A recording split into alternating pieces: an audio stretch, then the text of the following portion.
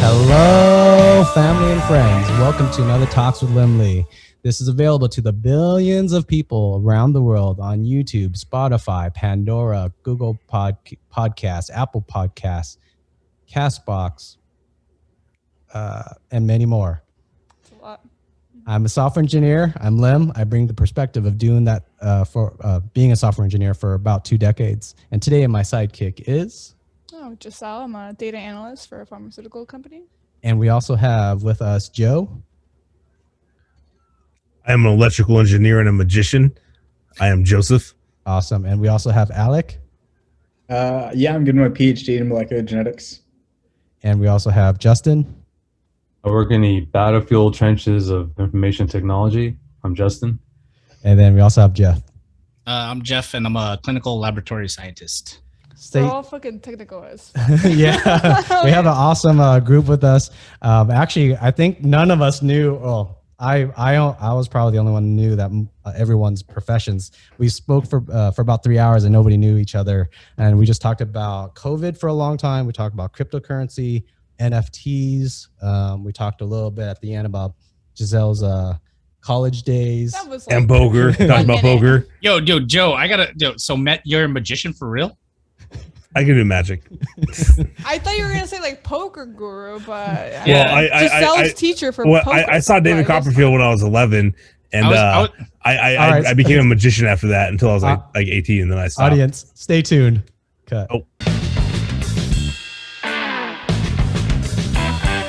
We're beginning to see some like thresholds of things that'll pop up and then they'll go away because they're actually too non-functional to continue into the general population. We'll see some variants for a while, but hopefully nothing more dangerous. When you say that it could kind of morph itself into killing itself, but could it also morph to be more deadly for us? Like you... In a way. So it would have to be something bigger than the spike protein. So the spike protein is a lot of what the vaccines are against. They have like multiple little spots they look after, but that's mostly just going to be about entry into cells and how much it infects the body. But as far as damage to the cells go, that would have to be like different mutations and different strains. And, but it's probably less likely that we're going to see something a lot more dangerous just from the strain variations that we've seen. So like, I mean, this is probably, I mean, for many people that have been vaccinated, so same story. In my mind, I was vaccinated, and then I was kind of probably had it's been, since I've been vaccinated, it's been three months or something. And I was kind of like mentally like thinking, okay, cool. I feel like I could go outside and not maybe have to worry about wearing a mask as much, and I don't have to really worry that much. But then this Delta variant came out. I'm like, fucking Americans that 50% don't want to get vaccinated. And now I have to rethink. I'm at the point where I'm kind of like, me and my wife, we're kind of choosing not to go out as much because we're afraid of catching it at a restaurant or something. I don't know. It's just throwing out a thought. Either you guys have any thoughts on that? Yeah, like, I mean, I cut back eating out, started cooking more at home. I discovered certain foods are more expensive to cook at home, like pizza and pho and chicken tikka masala, which you gotta buy like all these ingredients. But I have friends who are like afraid to get vaccinated because they don't know really what's in it. They're not really anti-vax. They're just afraid of, here's this thing I'm supposed to put in my body. I don't know really what's inside of it. So I had, this is my fear of the vaccine is I've been through, well, it's kind of a long story. I'll try to make it kind of short. I've been through a car accident, broke my ankle, and then a bone was shattered in my ankle, and then I was under heavy painkillers for some time because it was a lot of nerve damage and the bone, everything was healing. So I went under oxycodone, and oxycodone, as if you've heard of the opioid crisis in America, I was kind of almost a part of that. I mean, I was a part of it, but luckily, for whatever reason, I wasn't really addicted to it, and I found a way out. My story is relatively very calm compared to those other stories I've heard, but that makes my opinion of the big pharma situation very different, especially on top of that. Just recently, about a few weeks ago or a month ago, I talked to a nurse that he was basically saying this, almost the same story that I was relaying.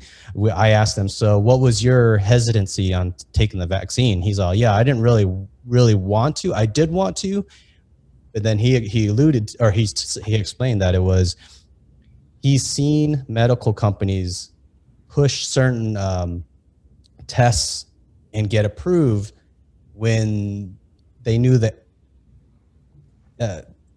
it shouldn't have ethically been approved, and or it shouldn't have passed. So big pharma was pushing it because they knew it was big money if they got it passed, even if they had to deal with any lawsuits later. Yeah. So it was interesting to hear that guy's opinion. Now that's just one person. That's one, he could be biased on his opinions, but it happened to, that one issue really resonated with me. I was like, hey, holy shit, that's the same exact fear I have. I still got the vaccine. Mm-hmm. I'm just fearful. I don't know. Maybe from Alec, maybe your background, you're able to shed some better light. But if there's say there's a conspiracy theory fear, is there an easy way for you to squash that or bring up a point that makes me feel better? Or I don't know. Should I even fear that big pharma is pushing out the vaccine earlier than they should just for big money? And then, yeah. So the thing about a new technology is it's like scary. Like obviously we've never used this in biological circumstance before, but it's weirdly simple. Like it's almost foundational. And the mRNA technology was actually made fun of for a long time. Like the woman who founded Moderna, she spent decades trying to make mRNA vaccination a thing, and nobody listened to her. And finally, she found her way through this sort of firm who does kind of off-branch biotech investments called Flagship. And so Flagship took a big, kind of a risk on her and let her just push her technology. And then COVID launched it to the top because they were like, we need answers fast. And so it just was this circumstance that finally let this sort of underdog player shine a light on it. And actually the scientist who stabilized the spike protein, he tried to publish his paper 17 times, which takes years and years. And everybody was like, this is nothing. Nobody cares if you can stabilize a coronavirus spike protein. Yeah, they did an interview with him for NPR, and he was crying, talking about how he felt like he was a failure because his research he's been his entire life on, which is deemed worthless. And then finally it just it was so necessary that it was going to save the world. And so it's not so much these major pharma suit people pushing it out there. It's it's always been there through these scientists, and they're finally getting their chance to shine after being kind of relegated to the outskirts for so long. That's an interesting story in the sense of the other, I guess, I believe Jeff Roke, Justin, you probably remember, or you may have remember him from high school. So Jeff's going to join us in a bit. And it'll be interesting to have him kind of speak with you, Alec, in a little bit. Jeff is a laboratory lab tech at a hospital. So he has a little bit of background, I guess, in medical. So his story, if I remember correctly, was that, I think it was him that said this, that mRNA thing. If I remember, he said it was somewhat 10 years in the making, and then it was only somewhat what seemed recently with funding because of is that Jeff? Yo, what's up, man? Yeah, we're just you heard me speaking about you. So I'm not sure if you told me the story, Jeff, but I'm relaying the story to Alec, and Alec, I was just going to ask his opinion, or he kind of mentioned a side story to it. So I think something like 10 years ago, and Jeff, tell me if I'm wrong on if you said this or if I'm saying it wrong too. Something like 10 years ago, the mRNA thing, there wasn't any funding. And then it was because of the push of COVID in the last year. So they're able to dump billions of dollars globally, different governments and whatnot. And so that pushed it ahead. So Alec was saying that, what was it, about 5 or something years ago, there was a scientist, he kind of was working on it and everybody was making fun of him. Yeah, I wouldn't. I don't know about 10 years ago, but it's not necessarily that there wasn't funding, but it's just the amount of money it takes to, which I'm sure Alec knows, the amount of money that it takes to research a new type of vaccine is ridiculously like it's a lot. It costs a lot of money. So, but the thing with the mRNA vaccine that it was kind of something that we is that it's the speed at which you can produce a vaccine that makes the mRNA vaccine. Wait, is my audio working? Yeah, I hear you. Yeah, sorry. Yeah. Okay, actually, sorry. Before how do I get this thing to record? Because I'm hitting record and it says. Let me give you. It says. Yeah. Oh, my bad. Permission. I have to the laptop's far away. I have to run around every time someone joins. Oh, my bad. My bad. No, it's all good. It's all good. Also, every time somebody joins, I'm gonna have to be moving to the front to do this. Oh, okay. What's up? My name is Jeff, Justin, and Alec. How doing, Jeff? Nice to meet you. Actually, Justin, I feel like do you know Nick Coppola? Yeah. He was okay, yeah, dude. I think I used to hang out in your area, dude. I was always hanging out with Josh Nagao and Isaiah. Yeah, he was my best friend for many years. From 8th grade to high school. Yeah, we sat by the Industrial Arts Building, our little exactly corner. Yeah, I saw it with like Josh Nagao and like Paul Stepler on the other side. You should be able they were kind of another group, and they kind of like merged into ours. Yeah, and Billy Harmon. Yeah, even more troublemakers and pranksters and. Yeah, more closer to your side was more of the troublemakers and pranksters, I would say. Closer to our side was more of the video game computer nerds. I will not dispute that. All right, let me get this record going. Bam. Yeah, you guys could all record if you want, but you don't have to. As it was just if you want. Okay, so I hit record. Now, just with how my internet is here, I think it's better that I record it, and that way I can send it over in case there's it gets all super choppy on your end.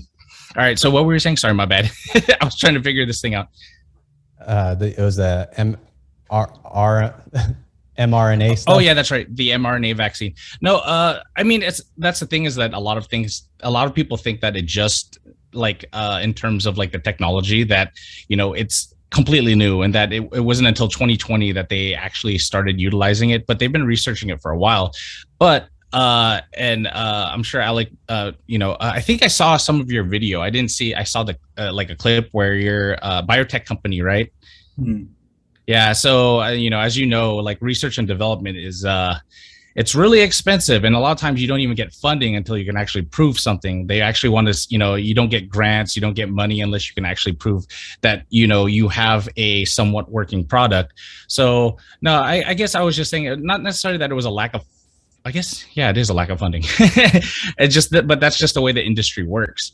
But, one thing that I think that we were talking about was that the beauty of the mRNA vaccine is the speed at which it's able to be produced.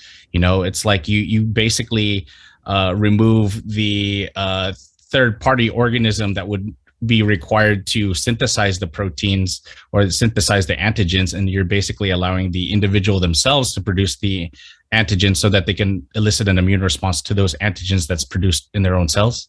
Now, I'm not an expert. I'm sure you're an expert, Alex. So not an expert by any means. It's just I found during this pandemic, and it's kind of so I'm a med tech, so it works kind of hand in hand with my career, and so I just found it really profound. And during this period, usually journals, you have to pay to get access to these studies, or you have to be a student.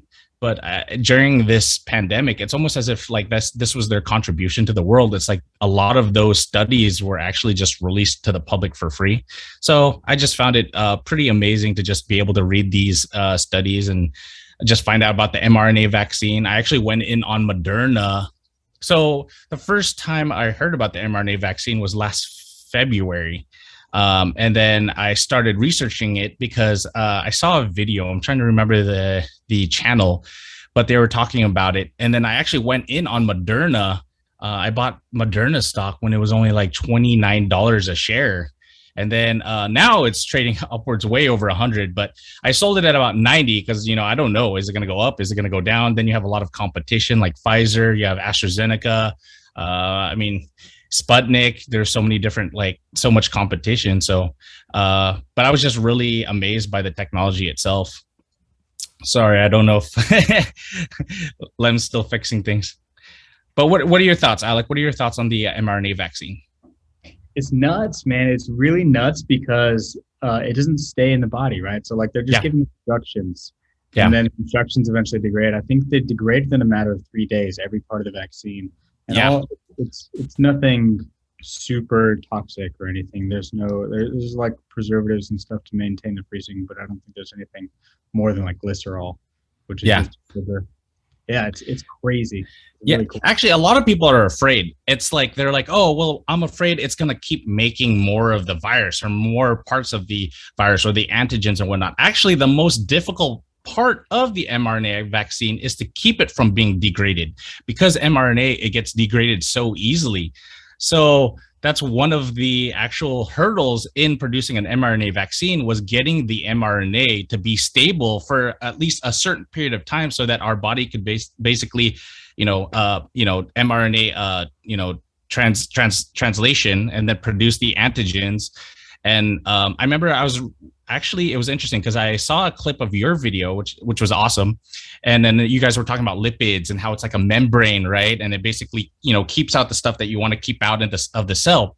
So an interesting part is, the difference between essentially the AstraZeneca or the viral vector and the mRNA vaccine, other than RNA and DNA, of course, is that the way they get it across the cell membrane. So the mRNA vaccine uses lipid nanoparticles as a means to get it through the cell membrane, as opposed to the viral vector, which essentially uses a viral vectored adenovirus to, I don't want to say infect the cell because then people might get scared, but as a means to get the instructions across the cell membrane. So I don't know. I just find it really profound. So it sounds weird and kind of nerdy, but it's a very interesting realm. And I wasn't even introduced to it necessarily. Of course, we studied it in school, but I wasn't necessarily introduced to it until the pandemic, So it's crazy because, I was just saying, if there happens to be a mutation, let's say on the spike protein, which of course that's what's occurring right now.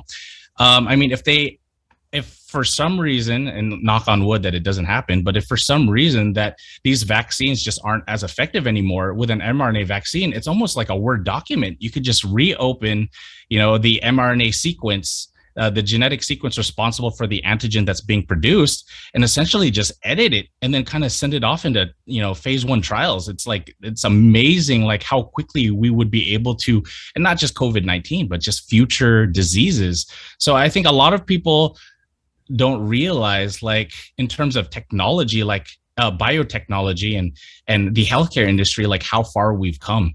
So, and I know a lot of people are scared of the vaccine because they're like, oh man, it just happened so quickly. But if they understood the technology, if they could just understand why they were able to produce a vaccine so quickly, maybe they would be less scared. But, that's just my point of view. I'm going to come in and introduce Joe. Joe, what's up, man? Joe's the new participant. So, Joe, there's Alec and Jeff and Justin. Hey, what's up, guys? What's up, Joe? I don't know if I should do names. Alec's the black shirt, I think, with the whitish background. And then Jeff is the other Asian dude. And then Justin. Sideways hat. Justin's in the dark. Justin's hiding. Sorry, what's your really dark in my house? Oh, it's all good. Joe, what's your thoughts on the vaccine, the COVID vaccine?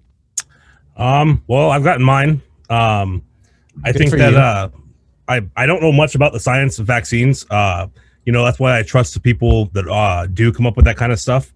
Just like I trust the engineers that make my car. I assume that it won't blow up when I push the gas pedal. I think on a sociological level, I think it's interesting how this particular vaccine is so polarizing compared to a lot of other ones. I mean, you have to have vaccines to go to school for, polio, rubella, all that stuff, and diphtheria and whatnot. And yet, I remember my mom, she had a giant scar from a vaccine she had to get when she was a child. And from what I understand, in the past, not that it was considered like a duty, but everyone was willing to participate to get rid of these things. I think it also kind of shows how we almost have it too good now. You know, people don't know what it's like to really suffer and not have access to modern medicine, things like that. I mean, there are many people in parts of the world that would do anything to get vaccines, whether it's COVID or other vaccines. So I think it's very interesting to look at the, like I said, the way that society is kind of interacting with the vaccine as a whole. Let me add a story to that. Just as I totally agree with you for the most part. I'm not going to be a flat earther and throw some conspiracy theories your way. Hopefully. So interestingly, with Vietnam, so when COVID was hitting America back in March of last year, and then it was growing, Vietnam was making fun of us because my wife's family's there, so I hear a lot of the information. I hear the local information a little bit easier. And then when the vaccine was rolling out earlier this year, her family was saying, "God damn, why aren't you Americans all vaccinated? Why is there so many people not vaccinating? We would die, or we would love to have that vaccine. We would love, give us a chance." Now, oddly, this is a terrible twist. I believe China started sending vaccines to Vietnam, and from what I understand, whatever vaccine China's doing is causing a higher amount of death. And now Vietnam's having like, it almost seems like more than 50% of her family is saying, we don't know if we want to get the vaccine. Like, actually, unfortunately, her mom is saying no, she's not going to get vaccinated, and then the dad's like, "Yeah, I don't care, I'll get vaccinated." Now, I'm not saying either one of them's wrong in this scenario. It's just I think I guess what I'm throwing out there is governments are. God, I sound like a fucking like conspiracy theory tinfoil hat person right now. I think it's just unfortunate that governments have done so many shady things, and it's causing that it's adding to the polarization. Yeah. Can I edit on this one? Actually, so I know the Sinovac. So that is like here in the Philippines, because I'm here in the Philippines, and Joe, exactly what you're saying, man. Like, dude, like we would love, like, the fact is that we just have a shortage of vaccines. We would love, like, anytime there's even a vaccine site that says they have Pfizer, Moderna, or Johnson & Johnson on hand, like, it is ridiculous. The line it's crazy. And then when they run out, and if you're in line, there's nothing you can do, man. You waited 3-4 hours to get a vaccine. They ran out of vaccines, and then they basically just say, "Hey, man, you got to go home." Like, there's nothing you do. Even me, I'm not vaccinated because I'm a U.S. citizen over here in the Philippines, and I tried to get vaccinated. And then when they asked for basically a tax identification number, or SSS number, which is basically the Philippine version of a social security number, right, I didn't have one, so they didn't allow me to get vaccinated. Because I'm a huge proponent of vaccinating. I mean, especially being in the healthcare industry, that's kind of like one thing that's one of the key things that most because not all, most healthcare practitioners, most people in the healthcare field, nurses, med techs, we're all very strong proponents of vaccinating. Now, so the one from China is basically it's the inactivated vaccine. So I don't know if it's necessarily any more deadly, because we got a lot of it also here in the Philippines. But statistics, so the studies have shown that it's in terms of efficacy, it's really low, anywhere between 50 to 53%, which is extremely low. Right. And a lot of people like are under this, and it's funny because one of the politicians actually, because the administration here in the Philippines is kind of aligned with China. So one of the senators like made a comment, and he was like, "Well, if it's only 50% effective, why don't we just do 4 doses? Therefore, it's 100% effective." And I was like, "No, it doesn't work that way." Like, it doesn't work that way. You know what I'm saying? So I was like really frustrated. But in terms of like it being fatal itself, I don't think so. I know a lot of people that actually received the Sinovac, but I think it's because of its low efficacy that a lot of people don't want it. Now, here's the thing: is a lot of people, they get the Sinovac and they think they're vaccinated, and they go out and they're a little bit they're a little bit more carefree and a little less careful, and then they get COVID-19, and then things happen. One thing though, here in the Philippines, I do know that one of the, actually I think it was a medtech as well, she got the Sinovac while she had COVID-19. She knew she was, which was interesting. She knew she was already positive, but she still got the vaccine, and it actually caused a very severe reaction. So I don't know if that's particular to Sinovac, but I know here in the Philippines, if you have any type of symptoms that would, say that you possibly have COVID-19, they don't allow you to get vaccinated. They tell you to wait 14 days before you can get vaccinated. Now, I don't want to scare people because people are like, oh my gosh, so, well, the fact is that a vaccine does tax your immune system. You know what I mean? And for example, people there was another thing that was, I forgot where I read it, but I read it and it was shared everywhere. And it was talking about how 14 people in Norway passed away because they got the vaccine, and it's in these nursing homes. But, the interesting thing is that, well, one, the vaccine, of course, it does elicit an immune response. And so it does tax the body a little bit. But a lot of the people in Norway that received the vaccine, they were part of the target demographic. So they were very old or they had comorbidities. So it could have been enough to push them over the edge. But the second part is when you continue to read the article, it says, oh, yeah, by the way, there's like 200 people that die in these nursing homes every week, even before the vaccine, even before the virus. So it's like, you know what I mean? People, they say, oh, they got the vaccine and they died, and they automatically associate the vaccine with them passing away, while they could have had COVID-19. There's other things.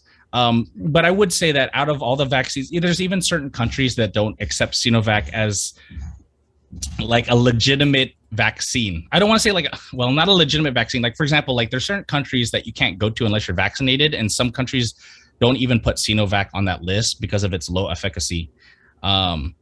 So, I don't know. I don't want that to be okay. So here's the thing. Here's an interesting thing is I am a proponent of vaccinating, but of course there are some choice vaccines that I would rather have. Pfizer, Moderna, the new Novavax one. That's a really good one as well. And that's basically a subunit vaccine, which means they just take the antigen itself, and then that's what they're injecting in you. So there's no RNA instructions, there's no virus or anything like that. What else? Johnson & Johnson and AstraZeneca.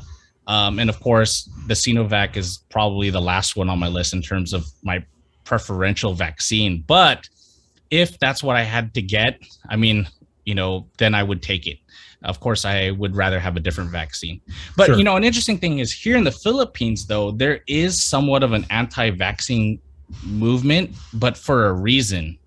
So I don't know if you guys know what dengue virus is. It's kind of like something in Southeast Asia, but it's spread via mosquito bites. It causes basically hemorrhagic fever. It's pretty bad, man, because I've seen a patient, so I was working blood banking, and then we basically we had to issue a lot of units of blood. And so I saw the patient, and it's scary, dude. This virus is scary. It's spread via mosquitoes, the Aedes mosquitoes to be exact. And it causes people bleed out of their nose. They start bleeding out of their eyes. It causes this hemorrhagic fever. I'm going off topic a little bit, but basically there's four different serotypes: dengue 1, 2, 3, and 4. Now, 2 years ago, there was a vaccine released to the public here in the Philippines. Now, the problem is, and this isn't a problem with the vaccine itself, it's more of logistics, but the problem with this specific virus is that it's most dangerous when you get it the second time. Okay. Now, let's say you get infected with dengue 1. If you get infected again, but with dengue 2, it's even more dangerous. That's when you have a high likelihood of it's called dengue shock syndrome or hemorrhagic fever as well. So now, okay, I know you guys are probably like, what is he talking about? But so basically here in the Philippines, they vaccinated with this vaccine, right? And this vaccine was for a specific serotype, okay?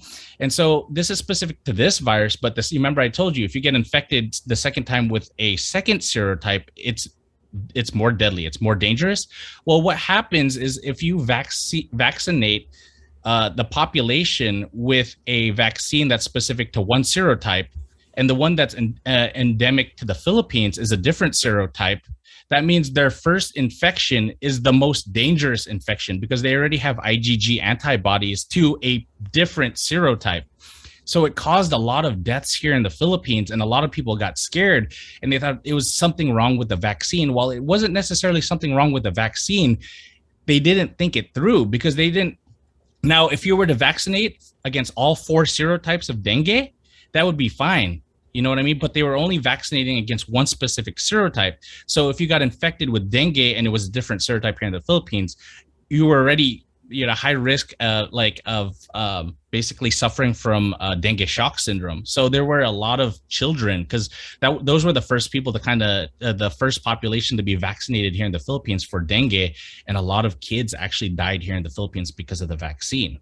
So I don't want to scare people like, oh, don't get vaccinated. It's just the logistics or what of the inherent attributes of the dengue virus, coupled with the Department of Health here not thinking through, well, what happens if we just, basically immunize all these children to one serotype, and the serotype of dengue here in the Philippines is a different one. That means everyone is basically, their first infection is going to be the most dangerous infection.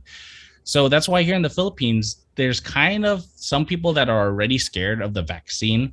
But as time progresses, there are a lot of people being vaccinated here in the Philippines with, like, for example, the Pfizer, Moderna just came here, AstraZeneca, and they're starting to see, no, there's really no adverse reactions. Like, I think, my fiance, she was vaccinated with the AstraZeneca. My friend was vaccinated with Pfizer. My whole family in the States was vaccinated with, Moderna and Pfizer. And, the more people that we know that have been vaccinated and we see they're completely okay, like, I think it's starting to allow people to be more accepting of the vaccine itself. Oh, 100%. Like, everyone's just super scared. Like, everyone's like thinking like, we're going to turn into zombies and some ridiculous, you know what I'm saying? Yeah. But even from the beginning, I was just like, this is something that we have to do, because it's like, either A, or we're going to have to be, suffering from lockdowns for a long time and wearing masks. See, a lot of people don't understand that the purpose of a lockdown isn't to make it go away. Actually, what you're going to do is you're going to keep the virus around longer, but it's to keep the amount of people infected with the virus below the maximum threshold that our healthcare field can effectively work. Because it's like, but what happens when you flatten the curve, right? Like, if it peaks, then it's going to come down quickly. A lot of people are going to die, but it's also going to, exceed the threshold of our healthcare capacity. But if you flatten it, it means it's going to be around for longer if we're going to do it naturally. So the way we have a cheat code, we have the ability to vaccinate. So we don't need people to get infected in order to gain immunity. And it's an amazing thing. So, unfortunately, I'm not vaccinated, but I'm a huge proponent and I want to get vaccinated. And if all of you aren't, I would recommend that you all get vaccinated, because it's a gift, know. I'm vaccinated. Alec or Justin, you guys got any thoughts on the topic? Yeah. I've read a coworker of mine, and one of his friends died of COVID last week. Yeah. Wow. And I've read about people call it the backstabbing disease. So what happens is someone gets COVID, they gotta go to the hospital, and they suddenly get better. And they feel like they're recovering, and all of a sudden they're dead. And I've read about this. And that's what happened to my coworker's friend. And I wanted to ask Jeff, like, why do you think it does that? Well, okay, there's so many things. It's, like I said, I'm not a virologist. I'm not a doctor. I would like to put that out there as a disclaimer. And I'm sure in terms of biotech and, biology and probably molecular biology, Alec probably has more information than I do. The one thing I could say is that, putting that out there, but one thing that I found it very interesting. I found this virus very interesting. And so I researched a lot about it. And so that's why I kind of have some knowledge on the virus itself. Now, in terms of what we know about the virus, there's still so many things we don't know about the virus, right? Also, a lot of things is like, for example, here in the Philippines, I don't know about in the States, but once you're already positive and you have your O2 saturation levels drop below about 90%, that's usually the time that you need to go to the hospital. But even then, they start already on azithromycin, which is actually an antibiotic. Now, a lot of people are like, why are they giving an antibiotic? it doesn't make sense. Well, they also supplement with an antibiotic because when you're infected with COVID-19, it can really tax your immune system, which means you're vulnerable and immunocompromised and vulnerable to other infections. That makes sense. Bacterial infection. You know what I'm saying? So that's the thing is a lot of people, for example, and I know specifically my friend, his friend, or it's his cousin's husband was in the hospital, and he was like messaging me, and he's like, oh man, like, you know, and he was okay. So usually, you know, your body is able to basically essentially create antibodies and start fending off the virus on its own after about 2 weeks, right? So even after he was cleared, like in terms of there was no more viral load, like he wasn't infected with COVID-19, he already was also infected with I believe I want to say tuberculosis. I'm not exactly sure, but I want to say tuberculosis, but without actually verifying. But he was infected with a bacterial infection. And so in the end, it's kind of like he passed away, even though he didn't have COVID-19 anymore. The damage to his organs were there. Another pathogen basically entered his body and caused another infection. And then eventually he just succumbed. Like his lungs were just so damaged. So, I mean, he was in the ICU for more than 30 days. I mean, usually the prognosis. What's up? How old was he? About 47. Oh, wow. Okay. Yeah, he's young, man. Yeah. And that's another thing. Like, yeah, statistically, it doesn't. It's not as dangerous to the younger population. But that doesn't mean just because you're young that you're not gonna, you know, suffer from a severe infection or severe symptoms from it, or even possibly die. But yeah, he was pretty young if you think about it. Under 50, you know, everyone thought that, you know, as long as you were like under 50, that you're like safe, that only like 0.1% of you would die and whatnot. So yeah, he was very young. So I guess what I'm saying is, like, the thing is your friend or whoever passed away might not have died from COVID-19, or he might, I mean, he got COVID-19, it caused his immune system to become very weak, or various organs got damaged. And then maybe there was so he might probably start getting better. There's a possibility that he got infected with something else, like another pathogen. But, you know, still, we still don't know everything about this virus. Like, it's weird. There's so many things that go on with it. Like, we found that it causes issues with blood clotting. So like patients that have a severe infection, they have prolonged PT and PTT because some of them, they theorize it has to do with, for some reason, the virus itself creates they're called antiphospholipid antibodies, which are antibodies that are found in like people that have like systemic lupus erythematosus and various other autoimmune diseases. But for some reason, people that get COVID-19, some of them produce these antiphospholipid antibodies, which causes issues with blood clotting and coagulation. And like, there's so many weird things about this virus. For example, another thing is that, you know, in general, most viruses cause your lymphocytes. It's one of your white blood cells. You have neutrophils, which are specific, or not specific, but usually associated with a bacterial infection. You have like eosinophils, which is like parasites, like worms and whatnot. Well, you have lymphocytes, and usually lymphocytes actually go up when you have a viral infection. That's your body's response in order to fight the virus. It like increases lymphocytes. But for some reason, one of the hallmark clinical signs, because like even in the beginning here in the labs, like we didn't have an ability to test it, but was a decrease in lymphocytes, which is usually the opposite of most viral infections. It's called lymphocytopenia. So there's a lot of things that we don't know about the virus still. We don't know about if you get infected, of the effects that could occur years down the road. For example, chickenpox. Like, you know, everyone thinks you get chickenpox and it goes away.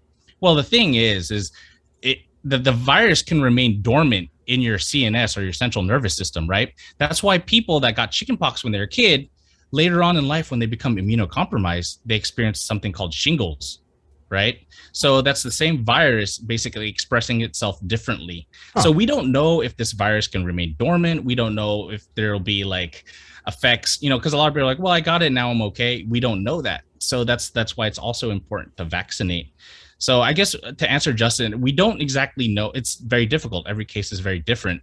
Maybe that's what happened. Maybe the person who got it had COVID, and then his immune system was so taxed, and maybe there was already some organ damage, and then he got infected with maybe another pathogen, and then it basically essentially finished him off, unfortunately. Yeah, like I said, I don't know. I'd have to like. It's really common too. It's really common. Yeah, it's common. That's exactly what happened to. You remember I told you my friend's friend. Like he actually, so the viral load went down, and actually he started getting better. So there was a period of time where prognosis was really good, and then he got bacterial pneumonia, and then passed away. So, Alec, by any chance, any thoughts on this topic from you? Oh, you're on mute. You're on mute. You're on mute. Dang it. Sorry. Once it starts getting into like the full human to doctor space, like that's so far, especially the immunology stuff, so far out of my knowledge base. I have no idea. You guys have any family members that had COVID and or family members that passed away from COVID? Yeah, my cousin just passed away 3 weeks ago. Oh shit. Yeah. Were you allowed to go to the funeral, or actually where's the status on the funeral? So this was in Bicol. I wasn't able to go because we're basically in the epicenter of COVID-19 in the Philippines, which is Manila. So we're in what's they make it sound nice. They call it the bubble. But basically what they mean is it's prison. We can't really leave Manila to go to other areas of the Philippines. And so, yeah, he passed away. So we weren't able to go anyways. They don't really allow wakes or anything like that. And then when they buried him, it's like he was buried with these people that had like, full on bunny suits. And they allowed 2 people of the family to be there as long as they had their face shield and mask. Because here in the Philippines, you have to wear your face shield and mask anyways in public. Always face shield, the plastic face shield and face mask. And so they were able to stream it via Facebook Facebook Live.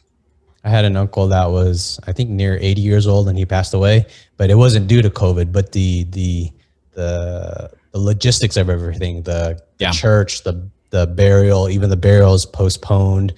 So the urn is being kept until the burial, because I think there's a backlog because of COVID. It caused a backlog. So it's just that his actual burial is going to be postponed. So it was just, I guess, interesting. Even though he wasn't COVID, it was impacted by COVID. Yeah, absolutely. Here in the Philippines, in the beginning, it was automatic cremation. So if you were COVID positive and you passed away, some people didn't even really get to say goodbye or anything. It was like, because they isolate, obviously they isolate the infected person, and then when that person passed away, they cremated the body like I wouldn't say instantly, but immediately afterwards. Right. So you guys have any other hot topics we want to talk about? I know cryptocurrency, me and Jeff definitely want to talk about that eventually, but I don't know if we want to try to wait for JC to join, if he can join. Did you message JC? Is he coming? No, I haven't messaged. I'll message him. Any other topics you guys want to talk about? Yeah. I don't know. Wait, I'm just curious about over there in America. What is the atmosphere like?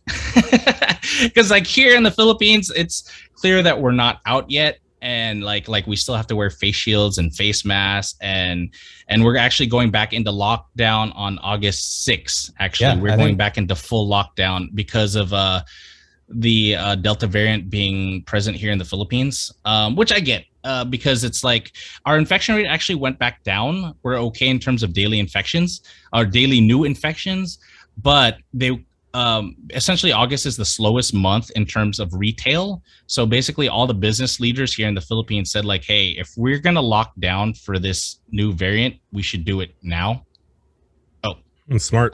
Yeah, we should do it now. That way, we might as well do it during the slowest month of the year in terms of retail. And then, so hopefully we can kind of like control it and keep it like, keep it controlled, I guess you could say. So, but the thing with the Delta variant is, I don't know if it's necessarily more deadly. I don't want to say that, but it's just more contagious. And like, I believe the R naught is a lot higher with with Delta.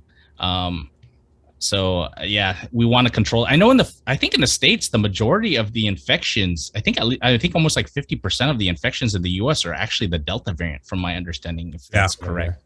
Yeah, let's do a roundtable. Let's do a roundtable, because I think all of us are different cities, so this is kind of interesting. So why don't you start off, Joe? What's your city like with COVID, and how's life there? It's regressing to say the least. They lifted the mask mandates a little bit too early, I think. And now they're reinstating the mask mandates. And I think I think getting rid of the mask mandates to begin with was a bad move, not just for the whole spreading of the virus, but for the whole, like how people perceive it, because people don't like the constant back and forth. And like Jeff was saying, we don't know everything about the virus. We don't know all of the details. And as we learn more, sometimes things have to change. Sometimes recommendations have to change, but a lot of people just don't like that in general. I mean, regardless of whether or not it's COVID, people just don't like it whenever the people in charge are flip-flopping back and forth, which interestingly, I actually think it's a good thing whenever people can admit, hey, we had incomplete information. Now we have more information. We're going to revise our recommendations. I mean, that's how science works, right? You have an incomplete set of data. You make decisions based off of that, or recommendations based off of that. New information comes about, and then you refine your idea over and over again, and that's fine with me, but I think that unfortunately it's undermining the trust that people have in the authorities that are in charge of this stuff, whether it be the scientists or the politicians, or whatever. So what's happening now is, now that they have put the mask mandates back into place here in Oregon, what I'm seeing happening is both, regardless of political party or, vax, anti-vax, people just don't care. And they're just not wearing their masks no matter what. Even a lot of the stores around here that are requiring their employees to wear masks again, most employees are not wearing their masks at all. So I think that it's going to, the specific county that I live in Oregon, is actually experiencing a very large surge of new cases. To the point where it's starting to rival April, May of 2020, which is kind of concerning, because we were on a downward trend up until now. And so that's, I stopped wearing my mask all the time when I was out in public after I was vaccinated. And, once everything seemed like it was starting to get back to normal. But now with the Delta variant coming back, it's starting to surge, and just in general, COVID cases rising again, I'm wearing my mask all the time again. And which is unfortunate, because I just feel like if everybody kind of had done their part, we would have been out of the woods a lot sooner. Nobody likes wearing a mask, right? I mean, I understand it, but I understand why it's necessary. And if we had all just kind of, buckled down and just stuck with it, I think that we would be in a lot better position now. And I think that there's no going back anymore. I don't think that the mask mandates will work. I don't think that people will maintain social distancing. I mean, there are concerts happening now, there are comedy shows with no social distancing, with no kind of precautions at all. And I just think it's going to get a lot worse again before it gets better. And I honestly think that we're going to be in this for a few years. How's it for your company? Is your company getting everyone to work remotely, or are you going into work? Or what's the whole situation around that? So we actually those of us that could work from home, which was about 70% of our company, were able to work from home over the last year. And actually about a month ago, we all came back to the office. And then we also got rid of the mask mandates, and we had an internal quarantine procedure for like products or things, tools or whatever. If you touch something, no one else is supposed to interact with it for 2 days, yada, yada, yada. And now we're already going back to having to wear masks. Some of us are having to work at home again, and all of that. It's regressing very fast. I think everyone just kind of jumped the gun a little bit. I think it would have been better if they had more of like a phased approach, as opposed to being like, hey, on this day, COVID's over, because that's kind of the message that they sent whenever, like the way that our particular governor handled it and the way that the Oregon Health Authority handled it, is they definitely sent mixed messages, like, hey, we beat COVID, those who are vaccinated, you don't have to do anything anymore, And so everybody kind of got all gung-ho, got all excited about being able to go back to the movies, go back to concerts, be able to go out and do stuff. And now that the cat's out of the bag, I honestly don't think you're getting it back in the bag. How about you, Justin? Well, it's interesting. It's become very political in San Diego. The the virus and the mask mandates, and the lockdown ended in June, so about a month ago. And the governor of California is in the middle of a recall election, so which is 2 months away. So you got to think about, if you're the governor, another mandated lockdown may not be politically palatable nor recommended, but then it's more likely that he may institute a mask mandate, which he kind of did. So a lot of California state employees are required to wear a mask inside. I'm vaccinated. I still wear a mask just in case. Like my work, if you're vaccinated, you have proof, you don't have to wear a mask. So now they change it again. Now everyone's got to wear a mask, regardless. Yep. So because of the high transmission rate of the Delta variant and such. So I still wear a mask.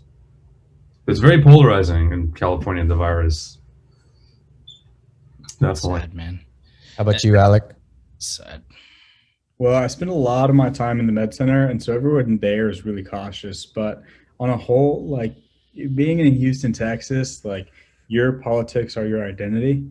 And so there's a lot of people who are very anti-mask, very anti-vax all around the city. And so you go into basically any other part of the city that's not the med center, and nobody particularly cares. Nobody wants to care. It's almost a personal affront if you suggest that they do care.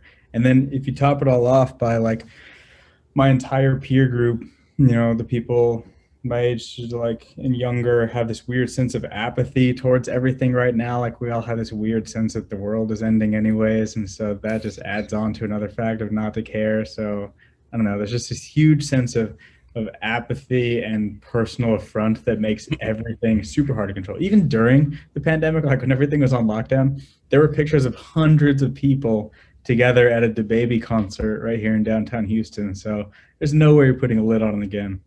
And yeah. It's scary, but I mean, that's the fact.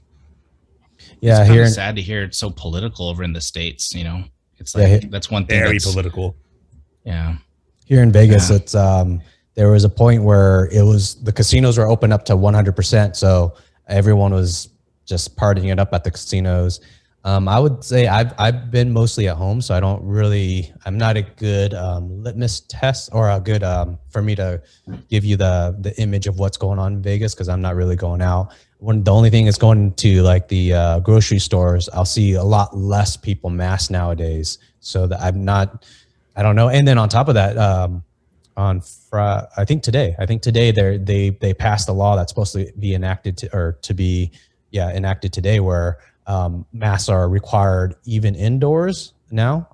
So it's even harsher right now, but I haven't gone out to see what that's like, so I don't know. Whenever I was in Vegas a few weeks back, I'm sorry, Jeff. Oh no, go ahead. I was in Vegas for a vacation back in May, and I stayed on the Strip, and all of the casinos had signs that said that we require masks. You know, masks are always required on the floor, everywhere, yada yada. They did absolutely nothing to enforce it. It was very disturbing actually walking around Vegas and seeing there. I would say less than 15% of the people on the Strip were actually wearing masks, and the ones that were, half of them just had it around their chin or had their nose exposed. So I mean, why even wear a mask at that point? And I wore my mask most of the time, and especially when I was in the casinos, because casinos are already filthy to begin with. And it seemed like Vegas, I don't know, it seemed like they tried to look like they were doing something, but nobody actually cared. That was my view of it whenever I was there. Every store I went into, most people weren't wearing masks at all. And granted, it's a little bit different because I was near the Strip, you know, where it's a little bit more touristy, and you're going to have a lot more variety of personalities than you would, you know, living in Vegas normally, not on the Strip, you know. But that was my experience in Vegas. It was, like I said, very concerning. And whenever me and my friends went there, and we had all been vaxxed already, we all wore our masks, and we were talking about it when we were there. We were like, this is exactly why the shit's not going away anytime soon at all. You know, an interesting thing, and if you guys are wearing your mask, dude, that's awesome. And dude, like, honestly, very impressed. That is amazing, because actually it's actually more selfless than selfish. Now, here's an interesting thing, is actually what people don't realize, or many people don't realize, is that when people wear a mask, they're actually protecting people from you. Like if I were to wear a mask, that person wearing a mask is actually protecting the people around them more than he's protecting himself against the people around them. If that 100%. Makes sense. That's why, I mean, being in Asia and even before COVID-19, it's normal. Like even before, when I would go in Japan, it's normal for people to wear masks even if they just have a cold. Like they'll wear a mask when they go out in order to prevent other people from being infected. You know what I mean? So actually, you know, if you guys are wearing your mask, dude, that's much props, dude. And I actually, and that's why when I found out that it was political, and I found out that there are certain people that are still wearing their masks, it touched me because, dude, it's a very selfless act. You know what I'm saying?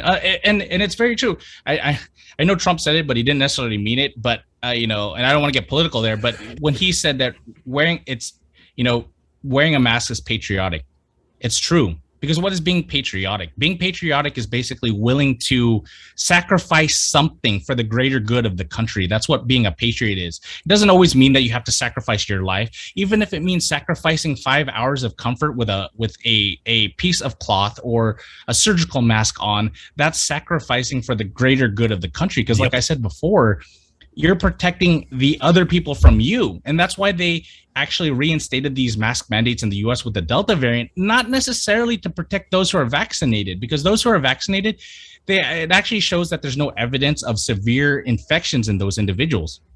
Like not many, it's not like people that are vaccinated. Yeah, they can be infected, but more what they found was that there were certain individuals that were vaccinated that still ended up somewhat getting infected. Like there was a viral load present in their bodies, which means that even though they were asymptomatic, they didn't have any symptoms, they were still able to spread the virus to someone who wasn't vaccinated. So if you're vaccinated and you're wearing a mask, that's awesome, because it means that you're protecting people around you. Because if you are vaccinated, like I said, there is some studies there are some articles that I read that said that people that are vaccinated seem to be getting infected also from the Delta variant, but it's still not severe. But the fact is that even people that were vaccinated could carry the virus. So, of course, you know, and so, you know, if you're still wearing your mask, dude, much props, dude. You're a patriot, dude, because you're doing it for the welfare of not just, you know, your family or your friends, but for the country as a whole. I'm not sure if he took this one like my bad, like playful podcast, but I didn't. Anyways, not a big deal. A little bit off topic, Jeff, but a good example of that being patriotic without having to sacrifice your life would definitely be something too, like World War II, you know, where people were asked and to not consume certain goods in order to save them for the war effort, you know, whether it be metals or materials or foods or whatever, you know. And that was like that's the thing is I think it's a weird cultural shift how like people don't look at things like masking up like they would back then. I'll join you. You know, I mean, imagine if they had made that political back then, you know, that would have been insane, you know? Yeah. And you can't tell me not to use my can, drink from, Coke in a can or whatnot in order to preserve it. No, I totally get it. I don't know yet. Oh, my bad. It's just weird how like I said, it just got so political. It's like, I don't know. And it's like they perpetuate it just because they're either Republican or Democrat. And it doesn't really matter. Like, it doesn't, like, this virus doesn't care if you're Republican. It doesn't care if you're Democrat. It doesn't care if you're socialist. It doesn't care. Like, it just sees any cell with an ACE2 receptor and it wants to infect it. And that's basically what the virus does.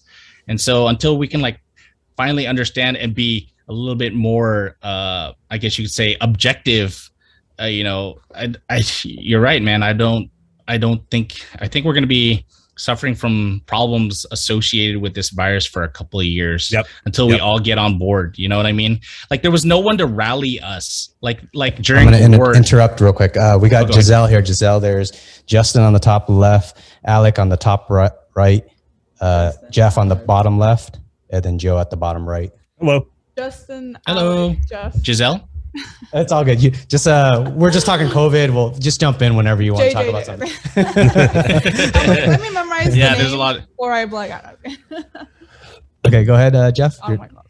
Oh no, I was just saying that. Yeah, unfortunately, I don't want to get political, but there was no one necessarily to rally us to get to say that we can beat this, that we can take this down, and they didn't understand that if we were able to take this down, that we could open up and everything would be okay. The economy would open up. Like the health of a given population isn't exclusive from its economy. Like you could, temporarily, if you guys lock down and control this, there would be a temporary setback to the economy. But in terms of if you took care of it, afterwards everything would be okay, rather than this whole like limbo yo-yo. Okay, we're locked down. Okay, now we're open. Okay, now we're locked down, and then we're open.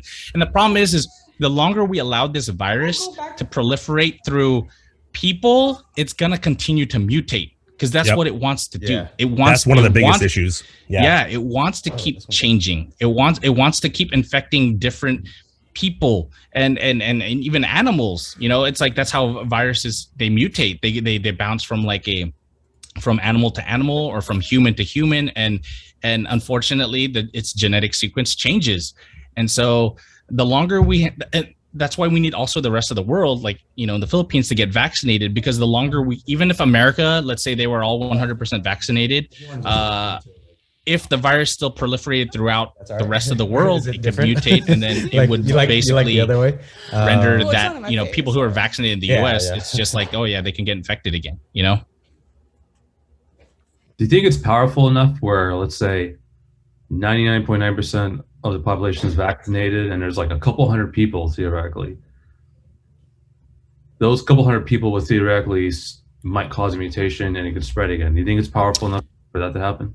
Okay, it's possible, but very, very, very, very improbable. There's actually a lot of different mutations that have occurred. You can actually check out, they have it. You can go to the website, like virological.org and whatnot. They actually keep tabs, and there's like programs that basically where you can actually see the various mutations that occurred throughout all the different countries. Like, it's cool how it works, right? It's like actually amazing, because everyone uploads their strain like from here in the Philippines, they'll upload the genetic sequence, or they'll sequence out the virus here, and then they'll send it, and then there's a new one here, then they'll send it again. And so it's crazy with the amount of technology that we have, that we're able to share all of this info. So it's the less people that could get infected with COVID-19, the better, because the less likelihood it would mutate into something that's more dangerous or more contagious. It's probability. So let's say that 99.9% of the US was vaccinated, and they were able to, chances are it probably wouldn't proliferate. That's why they call it herd immunity. Once you acquire relatively 60 to 70%, there's a certain amount of people that have to be vulnerable to the virus, or be able to be infected and carry the virus in order for it to spread. So mathematically, if it's about 60 to 70%, once 70% of the population is essentially immune to the virus, it can't proliferate anymore, because it can't find a host to get to another host to get to another host. Right. And that's why it's very important. Like I said, if you're wearing your mask, you don't know how many people's lives you're saving, because for every person that has died, there has been a chain of people that got infected. And if in that chain of people that got infected, just one of them wore a mask, or just one of them decided to get vaccinated, then that virus wouldn't have reached that individual who died. You know what I'm saying? Now you could argue, well, there's going to be another chain and another chain. Well, the fact is if any sequence and any of those chains of thousands of people, if all it took was one person to just decide, I'm going to wear a mask and not pass it on to someone else, then that person would still be alive. So when you wear a mask, when you get vaccinated, and you are careful and you do socially distance, you don't know how many lives you may have saved just by doing that. You know what I mean? So that's just my take on it, though. Did you guys ever get COVID? Any of you guys? Just curious. So I didn't have COVID. I've been pretty sick, which is interesting, because during the outbreak, I actually was traveling when it just started. So last year, 2020, in January, I went to Japan. I went to Macau, which is by Hong Kong. Before that, I went to Taiwan. So this is basically after I graduated here in the Philippines for medical technology. I kind of wanted to do some traveling. And I was traveling in these areas here in Asia, Japan being a hot spot. And luckily, when I found out about it, I was double masking, because we didn't know. So we were wearing double masks, and I was able to not contract it. My fiance, she's actually a nurse at the hospital here. And I told her, I stressed the importance of being very careful. Now she's vaccinated. So I'm not too worried anymore.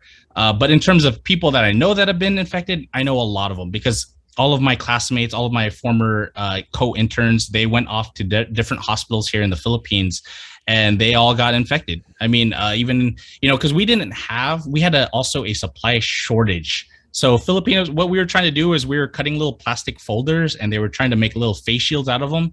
You know what I mean? To protect the eyes, and they were reusing N95 masks. Like, I don't know how many times, like one N95 mask for an entire month.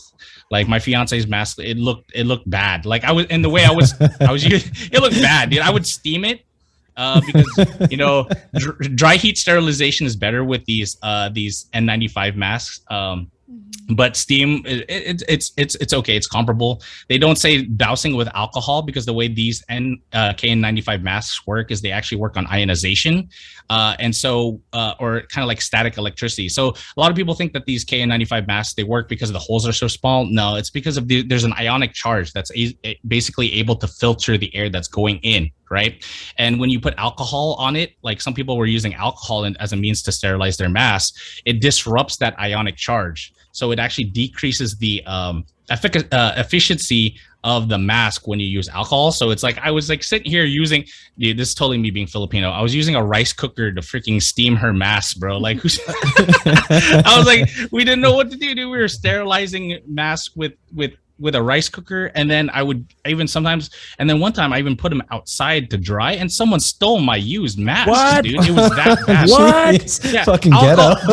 Dude, Wow. alcohol here in the Philippines, dude, rubbing alcohol, like hand sanitizer, like all of that. People like it flew off the charts, and then people were reselling them at ridiculous prices. I'm making that into a TikTok clip. yeah, and like no joke. I was like, first of all, that's gross. Because my fiance was like, why did you put your mask out there? I was like, I didn't think anyone was gonna steal used masks. Like, that's reasonable to think. Yeah, I put it out there, and then when I went back out there, dude, the hanger was there, but the 4 masks that were on there were gone, dude. I was like, what the heck, dude? So it got really bad, and then couple that to right when the pandemic happened, a volcano started erupting here in the Philippines. Oh my Lord! So there was ash in the air. So even before the virus was proliferating, people were already hoarding masks because of the ash. So it was like, oh my gosh, dude, it was like a huge supply shock. So Nick writes, he's listening to us, and he wrote, he had a coworker that her and her family were vaccinated. They got COVID. All the symptoms were like a mild cold. Her and her 3 other family members were just all mild, even with the vaccine. Oh, that's good. That's good. You remember in our last podcast, you remember I sent you that study that showed that actually roughly about 30% of people that do get infected don't gain immunity the first time. And I know personally someone who got it twice. She's a nurse supervisor at the hospital that my fiance works at, and she got it the first time, which was really bad. It was actually pretty bad, but she was able to like fight it off, and that's why I thought actually that she'd be okay, that she wouldn't get it again, because usually people that have severe infections usually are the ones that produce immunity. It's the ones that usually are asymptomatic or have very mild symptoms that generally aren't immune the second time. But then she got it again, and the second time was worse, and then she was actually intubated. So it's like it very possible, even if you get infected, that you can get infected again. There's a lot of research out there that shows that reinfection is very much possible. Do you know what the rate is? Well, that one study that I was reading was about 30%.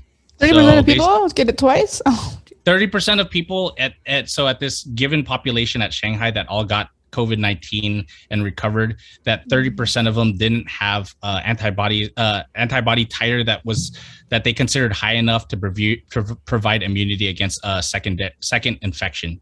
Now, one caveat to that study, though, was that they said that the people that generally didn't get that didn't gain immunity, luckily they didn't have like a severe infection. So what they were theorizing is that some people's innate immune system, or essentially like first line of defense, like you have the innate, you have adaptive, which is where your body is basically what we're doing with vaccines, right? So innate. Some people's what they theorize is that some people's innate immune system was so strong that it was able to fend off the virus, so that their adaptive immunity didn't have to kick in, so that they could get infected again. You know what I mean? So that's one caveat to the study that showed that, well, yeah, 30% of them did get it. It could possibly get it again, but it seems like they were asymptomatic, or the symptoms were extremely mild. So that's why I thought with the person I know, I don't want to say her name specifically, but the person I know, I thought that she couldn't get it a second time because the first infection was really bad. So I was like pretty sure that her adaptive immunity system had to have kicked in and that she created some antibodies to the virus. But no, she got it a second time, and the second time was worse. So, and you know, she's suffering also from a reduced lung capacity permanently for the rest of her life because she was intubated and because of the damage that occurred. Oh, So wow. yeah. You know, it's like she even said, she's like, yeah, going upstairs and stuff. It's like it's not the same. That's basically what she said. But she's glad she's alive, so that's all that really matters. She's like, I'm glad I'm alive. That's all that really matters to me.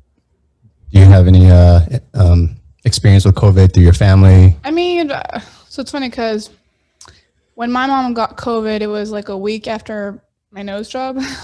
So, you know, one of the symptoms is you can't really smell. So I didn't know whether it was the nose job or just COVID. So her and I, well, she had it for sure. So she was like, you know, in the house and quarantine. And then I was just there with her, you know, with crap all over my face. And then it was after maybe a week when finally I got my bandages off, and we went to get her tested again, and she still had COVID. And then I got tested that same day with her. I didn't have it, but I was like, maybe. I don't know. I've seen cases where people have it for a couple of days. Like they get tested as soon as they start feeling symptoms. And, you know, I'm pretty sure that you don't get it that day, and then they, you know, they test positive. Like I'm sure they've had it for days. It's about around roughly anywhere between 5 and 10 days, the incubation period for SARS-CoV-2. Yeah, so that means usually if you are experiencing symptoms now, you were probably exposed to it probably about 7 days prior.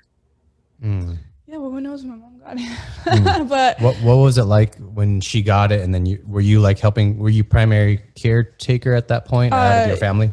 Well, she was taking care of me because I was like bedridden pretty much. So it's funny because she doesn't really get sick that often. And one day she was like, I'm really tired and my head hurts and I can't smell anything. And I'm like, oh, you have it. You know, I was just like being playful about it. And she's like, don't say that. Don't say I have it. I'm like, well, you have it. And then she did. And so as soon as she found out that she did, she was like, well, you see, I told you, like, that's why I feel so tired. And I never feel tired. So I was like, all right, Mom. But this was right after, like, I had gotten, like, my nose job, like, maybe a day or two. And so it's funny because when you get surgery during COVID, you have to get COVID tested. And I got COVID tested, like, a couple of hours before my actual surgery because like my surgeon didn't want to get it. So I didn't have it at that time. And then my mom got it like immediately right after. And then I was like quarantined with her. So I was like, I don't know. I can't really taste shit. I can't really smell shit. But my nose is stuffed. So who knows? I don't know. Maybe I had it. So at that point, so you had your surgery, and then it was like 1 or 2 days after that you found out she had COVID? Yeah, she started feeling symptoms and then she got tested. Yeah. And then she had it. So from a medical side, like that means you're saying the incubation period's like 5 or 10 days? 5 to 10 days, roughly. Yeah. I guess it's, well, actually, that means that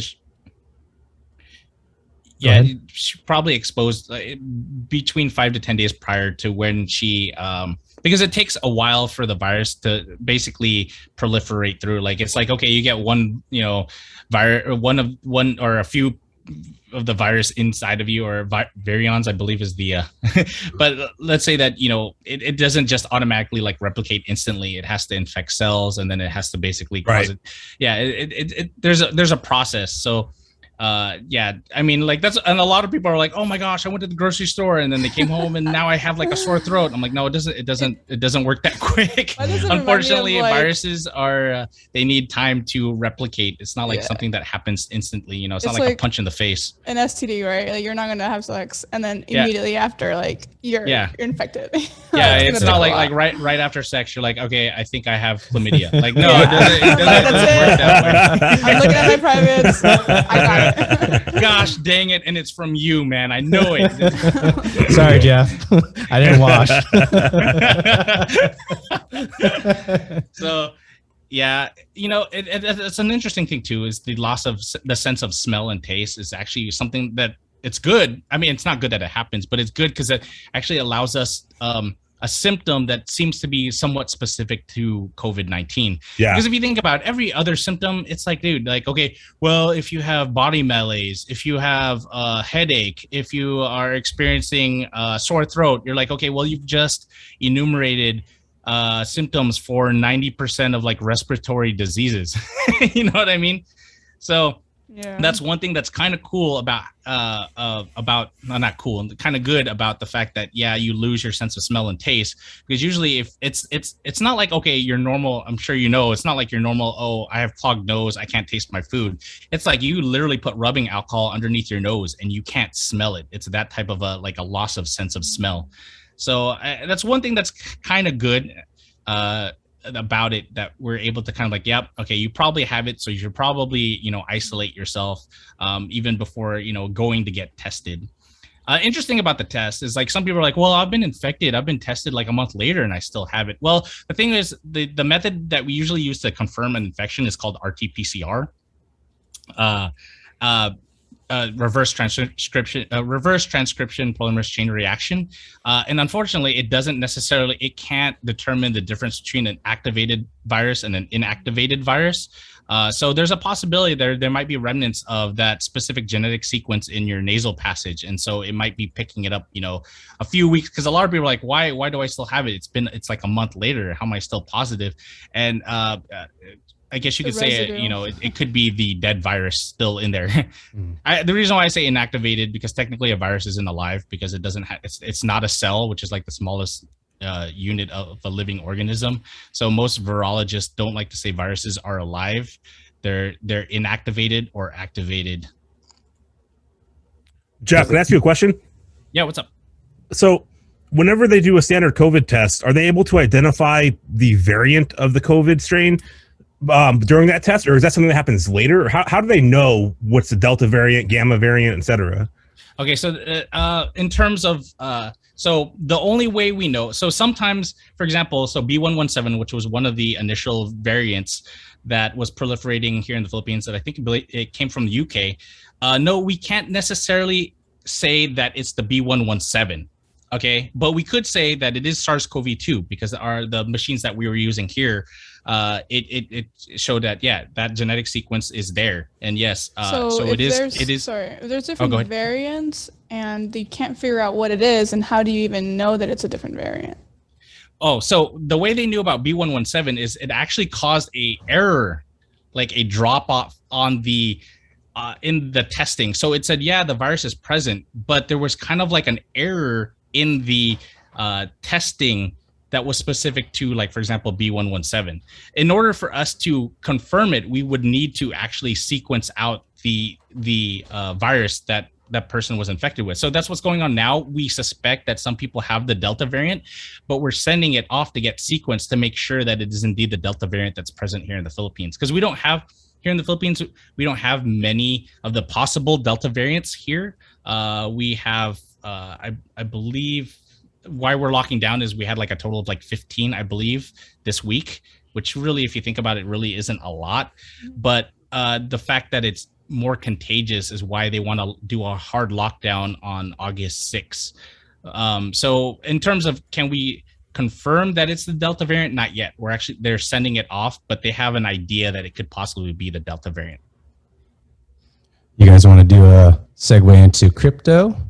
So JC said he can't come. His girlfriend's actually just got the second COVID shot, and she's feeling it pretty heavily. So he's going to take care of her. I just have one more question about COVID related stuff. Ask as much as you guys want. Tangentially, of course. So obviously I wear masks and I believe masks work just because logically it makes sense. But you mentioned earlier how like it was common in places like Japan for people to wear masks whenever they feel sick or have a cold or a fever or whatever. Do countries where that was the normal behavior, did they have a lower rate of general like cold transmission or flus or?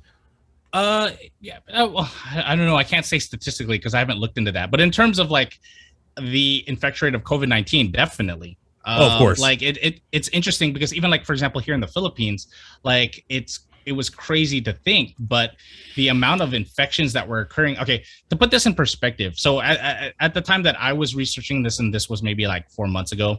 So there's about 300 million people, 320 million people in the US. And there's 100 million people, roughly about 106 million people here in the Philippines, right? Wow. That's higher than I thought it'd be. Yeah, you know, a lot of people don't realize, like, yeah, we're a small island here in Southeast Asia, but we're only 1/3 the population of the US. You know what I mean? And actually, we actually suffer from a disadvantage because we're so densely populated. But at this one point, when I actually researched it, you know, for example, like in the US, there were, as we know, there was 500,000 deaths that occurred because of COVID-19. To put that in perspective, here in the Philippines, at that time, there was only 7,000 people that died from COVID-19 here in the Philippines. Wow. So if you think about it, okay, let's equal it. Let's, in terms of like, okay, so Philippines is 1/3 the population of the US. Let's multiply the Philippines by 3. Let's multiply 7,000 people that died by 3. You're still nowhere near 500,000 people that died. You know what I mean? That just kind of goes to show you like how it spread so rampantly in the US. You know, and I hate to say it, like people are like, well, you know, those are people that were immunocompromised or old, and 500,000 people is still 500,000 people. Yeah. You know what I mean? And one of those people, if there was someone that you love dearly, whether it was your husband or was it your wife or your mother or your father, those are, you know, one of the most important people in their universe. So who are you to just say, well, okay, well, as long as it wasn't me or someone I know, it doesn't matter. You know what I mean? So I'm going to try to play young Jamie from Joe Rogan. Supposedly, New York Times says countries in East Asia that practice wearing the mask for cold and flu season, there's no consensus of data, so nobody can answer that question. Yeah, right. I haven't researched that, but one thing, okay, so in Southeast Asia, we're kind of used to this too, because it's like, for example, we dealt with another coronavirus in Asia called MERS, or Middle Eastern Respiratory Syndrome, in South Korea, and we dealt also with SARS-CoV-1, or Asia dealt with SARS-CoV, the first one in like 2002 or 2003. So, and then also the avian flu. So, you know, it's almost like in Southeast Asia, we're kind of like, okay, you know we need to do what we need to do in order to prevent this virus from spreading. Side note, I would like to say that, yes, actually, we're kind of lucky. I don't want to say we're lucky, but the SARS-CoV-2 has a high fatality rate, right? But it could be worse. There's actually, so the virus I was talking about earlier, it's called MERS, Middle Eastern Respiratory Syndrome, and they actually had to close down Korea, I believe, or Seoul in 2017 or 2018 because of this virus. The fatality rate of MERS is 40%, which basically means that, and this is another coronavirus, so which basically means that if 10 people were infected, that four out of 10 people could possibly die, and that's just people that died. That doesn't even reflect the amount of people that might have been hospitalized and had a severe infection. Like when people think, oh well, you know, it's only a 2.5 or 3% fatality rate. Yeah, that's only expressed in people that's only an expression of how many people died, but how many people actually have to go to the hospital and still survive is still far higher than that. So I guess what I'm saying is that that's why we need to be vigilant, because there was already another coronavirus with a fatality rate of 40%. And if a virus that has a fatality rate of 40% proliferates like SARS-CoV-2 does, we're SOL. You know what I mean? Yeah. So we kind of have to continuously be vigilant. That'd be an end game. Oh yeah, I mean, you imagine 4 out of 10 people. Like that's crazy. It's closing the world. Yeah, you know, essentially. I mean, you know, the Spanish flu was roughly about 3%, or H1N1, the Spanish flu, and COVID-19 seems to be around that percentage. Although, there's some people that dispute it, and some people say that, people that didn't really die of COVID-19 and stuff like that. It's like, oh my gosh, that's like the whole flat earther thing. And it's not even worth trying to argue with those people, because no matter what you say, they think that it's caused by 5G radio frequencies. I was like, bro, we have it here in the Philippines and we don't even have 5G yet. My 5G reception has been excellent since I got the vaccine, and I got a free license key to Windows. See, it sucks, man. We're suffering from the side effects of 5G, and we don't even suffer. We don't even get the benefits of having 5G internet. So okay, that's just basically what I wanted to say. Yeah. Any other thoughts on COVID before we jump to crypto? I'm down to talk about anything you guys want to talk about. Do you guys also like crypto? All of you guys too? Yeah. Well, I don't really know much about it, so my input would be very minimal. I actually think that COVID has influenced the crypto market as well. Okay, let's hear it. Let's hear it. Yeah, I think that while people were locked down, I think that we saw a huge increase in people taking up recreational hobbies, including things like amateur day trading, crypto stuff. You know what I mean? Like, ever try to do like day trading or attempt to? I don't necessarily day trade. I'm more swing trade. I'm more of a swing trader and an investor. I'm like a hybrid, both in stocks and in. Do you have like crypto. 2 portfolios, or do you do it all in one? I have like 3 portfolios. Or actually, even my crypto has like 3 portfolios. So I have like maybe a grand total of like 8 to 10 portfolios. I guess you could say. Eggs. Yeah, I have like a hodl bag, and that's for crypto, and that's I just don't plan on touching for a few years. And then I also have my trading portfolio, and that's where I usually do swing trades for crypto. So yeah, I guess you could say. And then I also have because I'm playing this game called Axie Infinity, so I also have like a portfolio and wallet that's associated with that crypto game. And then in stocks. I saw Justin and Alec nod their head. Was that to Axie Infinity? Have both of you guys heard of Axie Infinity? Yeah, it's like Pokemon, right? Essentially, yeah. It's Pokemon, but you have the ability to earn cryptocurrency. Justin, and it's you too? Oh man, so now they're making it like a game where it's like fun. You can earn actual money. Like that's the crazy thing. Like here in the Philippines being the country with the largest playing population, a lot of people in the Philippines here, I mean, they're making a good amount of money. Like if you play like right now, SLP is I think at around 24 cents. So at that rate for playing the game for about 2 to 3 hours, you can make probably 150 SLP. What's 150? Let's just say around $40. Let's just round it to maybe 35 to $40. Playing just a few hours a day. Now, in America that might not seem like anything crazy, but here in the Philippines, that's huge. You know what I mean? So there's a lot of to here. So from my understanding, what's the monthly income in Philippines? Like around 200 a month?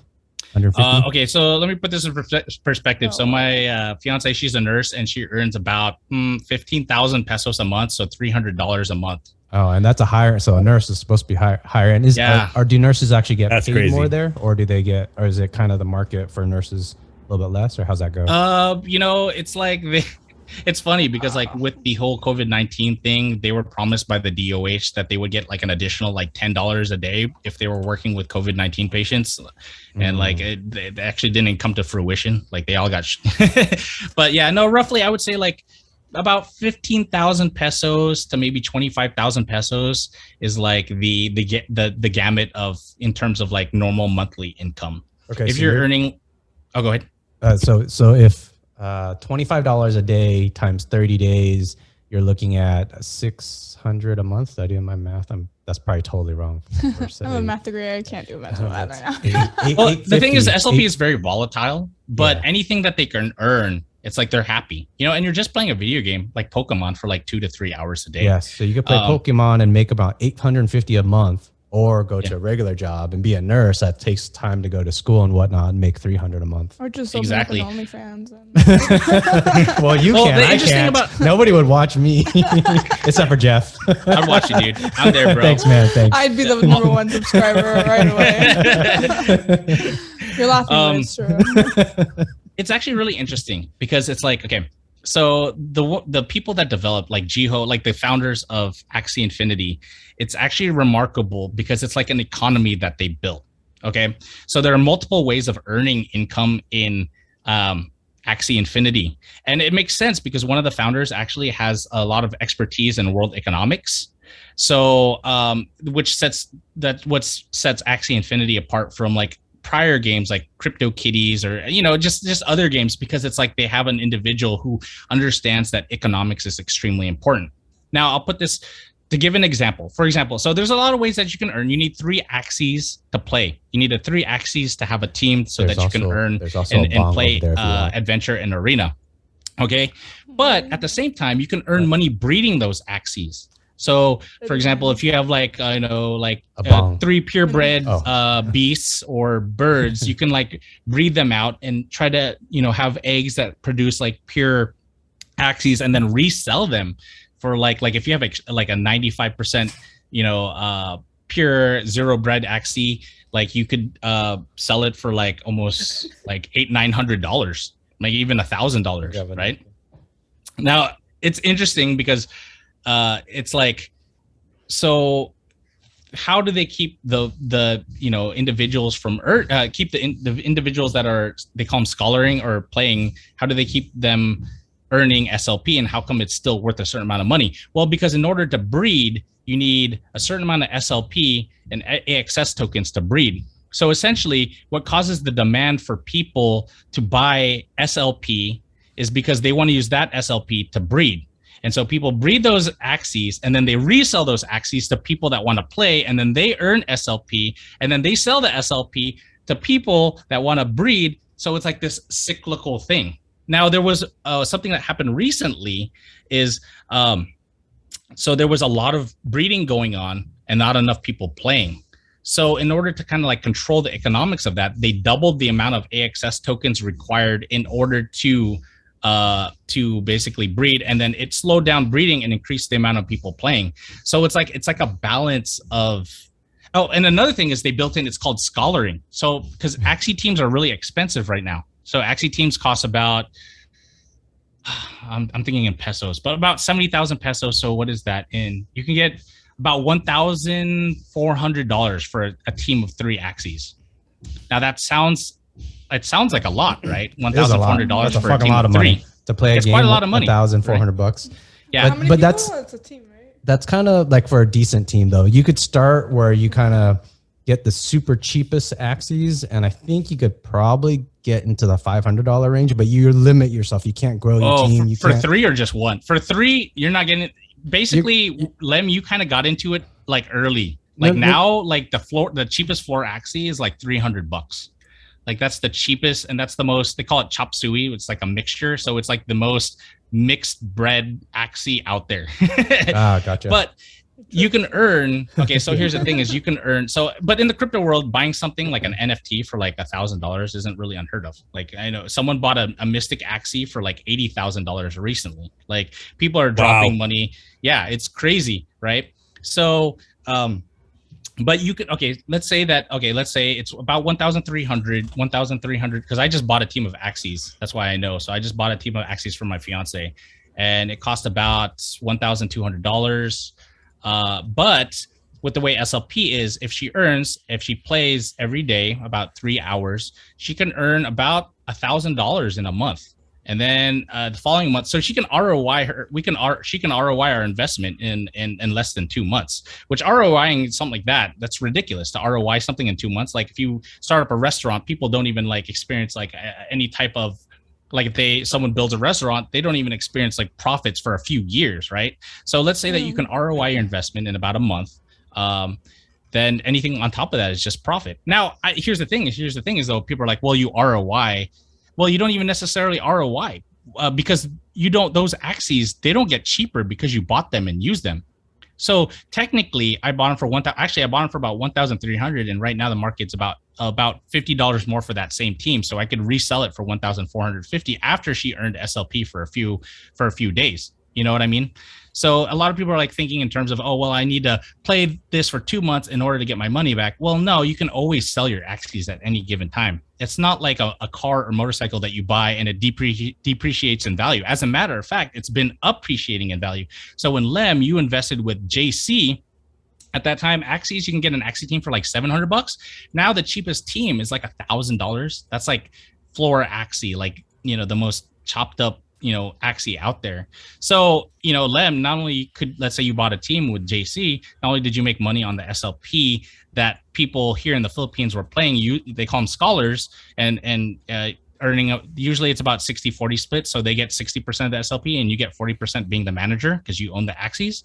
But then you could also resell those Axies for money, and then that's it. You take off with pure profit. You know what I mean? I have no idea what you guys. Yeah, let's back up a little bit. Do you guys have, what questions do you guys have? I don't even know what Axis is or Axie. Okay, so there's a video game that a company I'm like, a video game that a company built, and correct me if I'm wrong on any of this, Jeff. That video game is ran on a computer, but then it talks to the blockchain.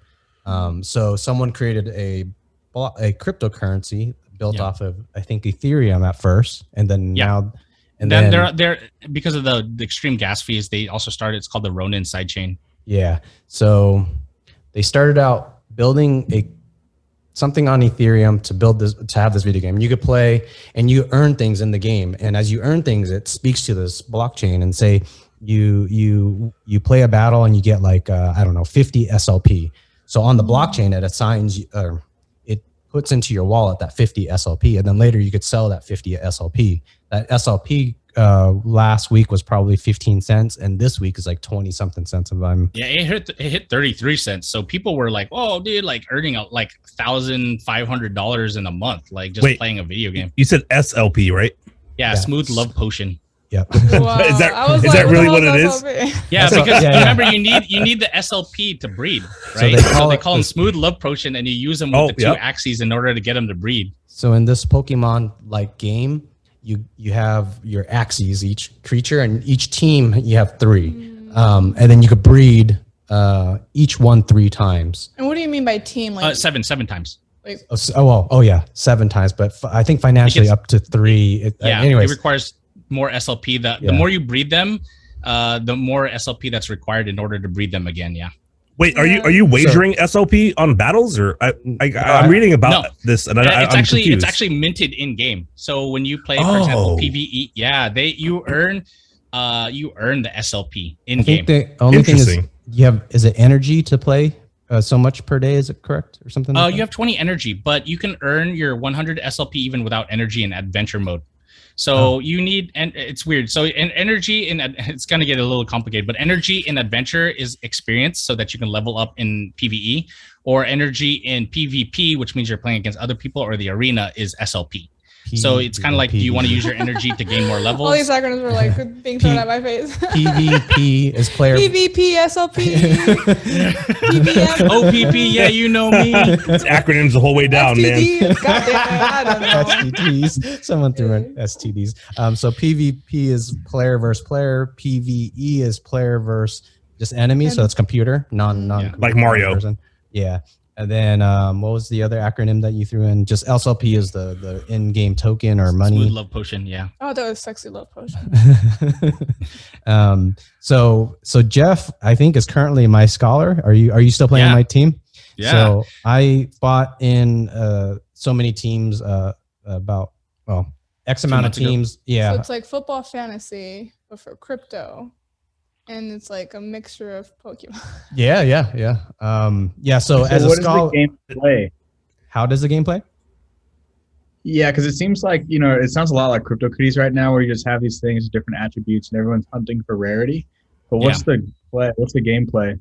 So the gameplay is basically like Pokemon. You get cards, essentially like cards, and you draw these cards, and like each specific Axie has specific cards that they can draw.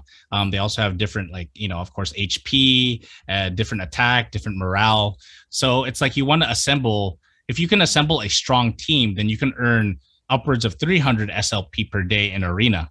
So it's not crypto. See, the thing with CryptoKitties that was different is it doesn't necessarily have the same economy that Axie does, because the way Axie is built is that you can make money so many different ways, whether it's breeding, earning SLP. You can scholar, which means that you don't buy the Axies. Or you could be a dick and just buy SLP, AXS, and just hold it, be a fucking dick. So most crypto guys, most AXS crypto investors, that's their standard way of thinking. Buy a token and sit on it. Unfortunately, that actually screws the people over that play the game, because what happened was when people saw AXS pump, because Sky Mavis changed the breeding requirements and doubled it so that they can bring down the amount of breeding occurring, because too much breeding was occurring, too much Axies, and not enough people buying the Axies and not enough people playing. So as a means to balance out the economy, they had to basically decrease the amount of Axies being bred. So they increased the price or the AXS tokens in order to bring that down. But what happened is okay, well, people are like, oh my gosh, the price is going up. So then it caused them to, obviously, because now they need 4 AXS tokens instead of 2 AXS tokens to breed, they were buying double the amount. And it caused the price, when everything was capitulating, to pump. So when Bitcoin and Ethereum was dropping hard, it was like AXS tokens was like up 30%. And then that causes people, I guess kind of like me too, traders and investors, to salivate, because they see out of all of these cryptos that are going down, there's this crypto that's going up. So then what did they start doing? They started trading it and they started buying it. And then they're like, oh, well, I'm going to buy this token and hold it for a few years because it's going to go up more. But the downside is if you're trying to breed and people are buying large amounts of the tokens just to hold, you're basically making it more expensive to breed. So while people like, it's kind of like getting popular now in the crypto world, like people like Coin Bureau released a video. Who else is talking about it? I don't know if you guys watch Crypto Banter, but they're talking about it. So now this game is actually gaining popularity, and I'm actually kind of like shilling the chats, because people are like, well, if you want to invest in the game, just buy the token. And I'm saying, don't buy the token, play the game. Because if you just buy a lot, let's say some dude just drops like $10 million in AXS tokens, you just increase the price of AXS for people that actually want to breed. You know what I'm saying? So if you want to invest in like Axie Infinity or any other crypto games, I would recommend, rather than just buying a token and holding, which is your standard way of investing in crypto, and actually play the game, because it's like it fulfills two things. First, you have fun, you learn new things, and then also you make money, you know?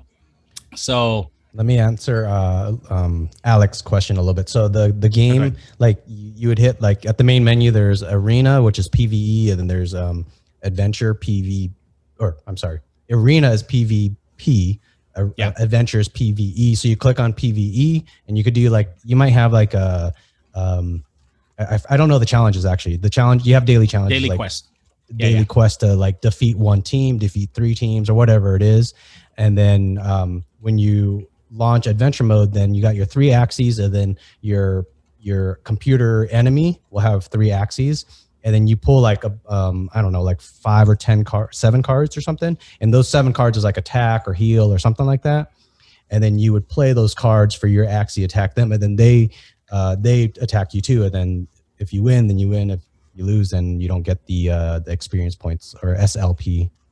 Yeah. It's basically like Pokemon, if you've ever played Pokemon. So there's cards that you draw. It's like a card drawing game, and then you attack, and then there's HP levels, and then you're basically essentially trying to defeat the opposing team. And then, for example, in PvP, it gets complicated, but you can earn like 7 SLP per battle, or, you know, essentially, so there's an actual game involved, I guess, as opposed to like CryptoKitties, where it's just like people are kind of like breeding. But an interesting thing is what they built into the game itself is the ability to scholar. So let's say that you want to buy a team and you want to earn, you know, money, but you don't want to actually play the game, or you want to buy multiple teams. Let's say you have 10 teams. You can actually scholar out. It's like kind of almost like built into the system that you can like scholar out 9 teams to 9 different people, and then earn, you know, a percentage of their SLP gained, you know, every 2 weeks. I'm going to show Gissel just a YouTube video of the gameplay. So these are the Axies. I can have somebody play on my behalf? Yeah. You can scholar out, so These you are the can have, codes. for example, okay, because you're only allowed. So it's very strict. One account. How did you per learn person, how to play it? because they're trying to keep it. Oh. They're trying to keep it fair. Because I'll if answer some that in a person second. is playing 3 different teams and then earning a total of like 450 SLP per day, it could cause an issue with the economy. It's not fair. Like, you know what I mean? So you're only allowed one team, one account per person.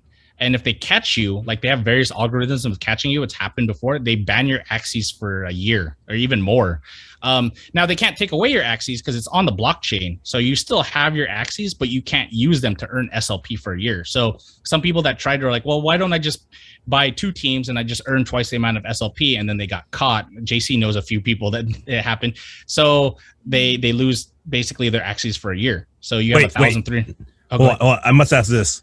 Is the player base that small that one person could actually wield that much influence over the economy of the game, or? No. But if you have like hundreds of thousands of people that are multi-accounting, that's when it could be an issue. Okay. I didn't realize that part. Yeah, where you had to have a lot of them doing it. So Giselle just asked me, how do I know to play this game? So I actually don't know how to play this game. So what Jeff was just talking about is scholaring. So I actually bought like 4 teams, and then It's kind of like you're like his pimp. Yeah. No, basically, he does the work, he comes back, and you make a profit off a certain amount. Yeah, Right. They call them managers and scholars. So basically, it's almost like I'm his employee. So Interesting. and there's people here that have hundreds of scholars. So there are people that bought in like 3 or 4 months ago. And so they have hundreds of scholars like scattered throughout the Philippines that are earning SLP, and they're taking a percentage. Like there's this one Axie YouTuber, his name is Brycent, and he went from being $30,000 in debt, student debt, to being a millionaire now. Like just from like the amount of like, yeah, because it's like it has like an employer like system almost integrated into it. They allow you to scholar your account out to people. But then, like, and the Philippines being all your money is based off of this one well, not one person, but like based off of the these player base is individuals. shaped like a pyramid. I get it. Yeah, it's like if they suck, to answer Joe's I was just making a joke, but okay. So to answer that one though, because I think the pyramid thing does have a moral. There was a part of me that was morally like kind of questioning this layout, because do I want to be a part of an MLM, a multi-level marketing scheme? No, I don't. That's now understandable. So the thing that when JC talked to me, and so Jeff, also correct me if I'm wrong on any of this stuff. So my understanding, the ROI is anywhere between 1 to 6 months, depending on the situation. So meaning ROI for me might be about 4 to 8 months, but the ROI for say Jeff's playing my team, Jeff could have his own separate team to his account. He could have enough money to pay for that within about 1 to 4 months. Okay. Yeah. I got to ask this for clarification as an engineer and a math guy. What do you mean when you're saying ROI with the units of months? Like, I don't understand. Return of investment to get your money back that you put into it. Yeah. So meaning if I was thinking a percent ROI. I'm sorry. That's my fault. Some positive cash flow. I don't think I've ever heard that phrase, but it makes perfect sense. Oh.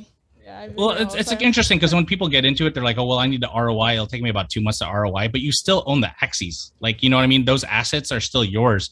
So, for example, I bought. I think Joe's. Oh, sorry. I think you're going to answer the question. Go ahead, Jeff. Sorry.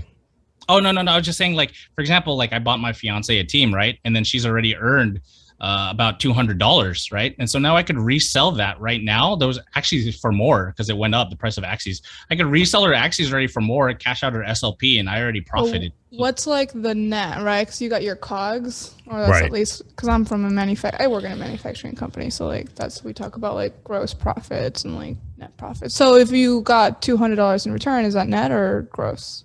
That's net. That's net. Yeah. Really? Yeah. Yeah. Now, of course, taxing. Okay, I would like to add this though. I would like to join your pyramid scheme. That's all I'm saying. Somebody send me an email. I'll post it in the chat. Somebody send me a link, the referral, or whatever you need. I got you. Well, no. I mean, I think that.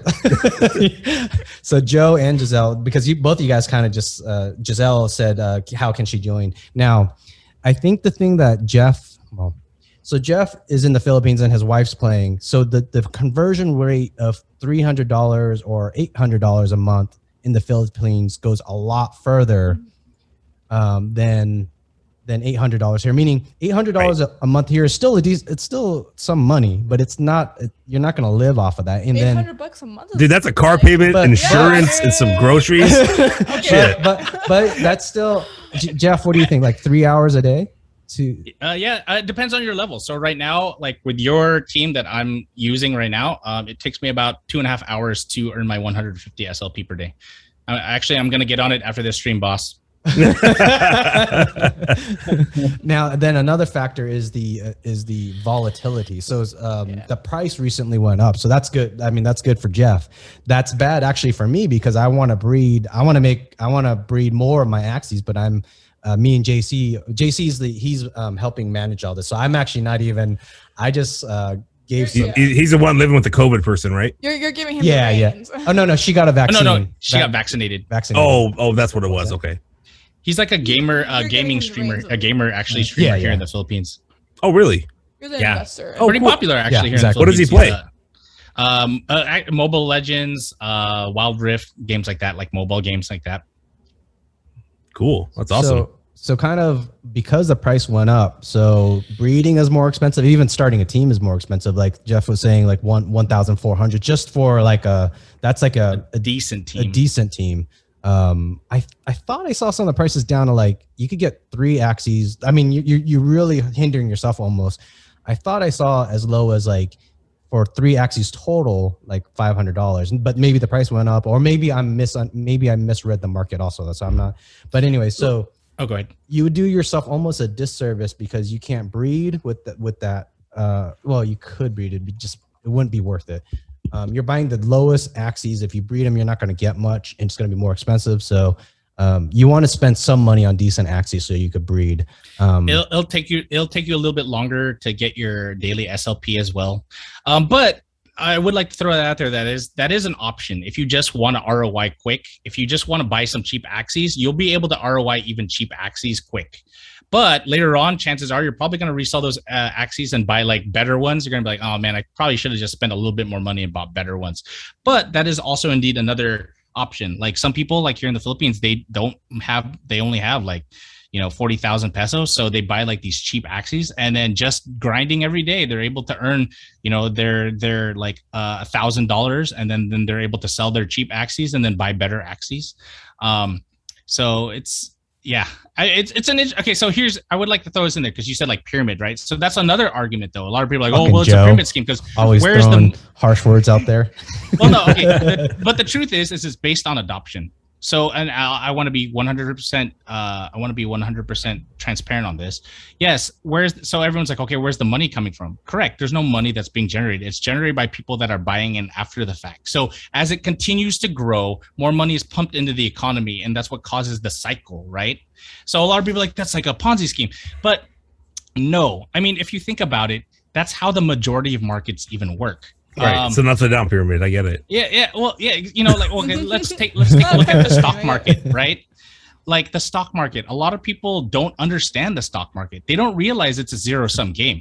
Like when I bought AMC at $9 and I sold it at like $53, that means someone lost money and I gained money. Like money is just being exchanged hands. So the point of even a stock is to get in early, and then more people are going to buy in, and then the price gets progressively higher and higher, and then you sell at a higher price. Like when I sold my AMC, where did that $40 difference come from? It came from other people that bought in.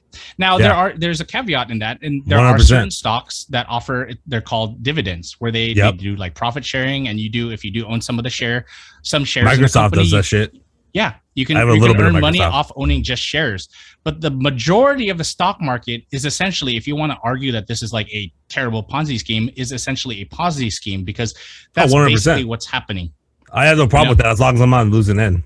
Exactly. So I understand how someone would sell at a lower price. Like, hey, I bought these shoes for $50. Now I'm gonna. Hey, you want to hear a fun story? I sold 80,000 Dogecoin for about $120. Because I was liquidating all my bullshit coins that I just had a bunch of for no reason. I did that back in 2020 also. So I have a story on that. Yeah, I sold half a Bitcoin for essentially $3,000, which, you know, that seems, it's funny because I came to the Philippines in 2014. So I used to use Bitcoins as a means to transfer my money from the States to the Philippines. So I didn't think of it as in terms of investing. I just used it as a medium, right?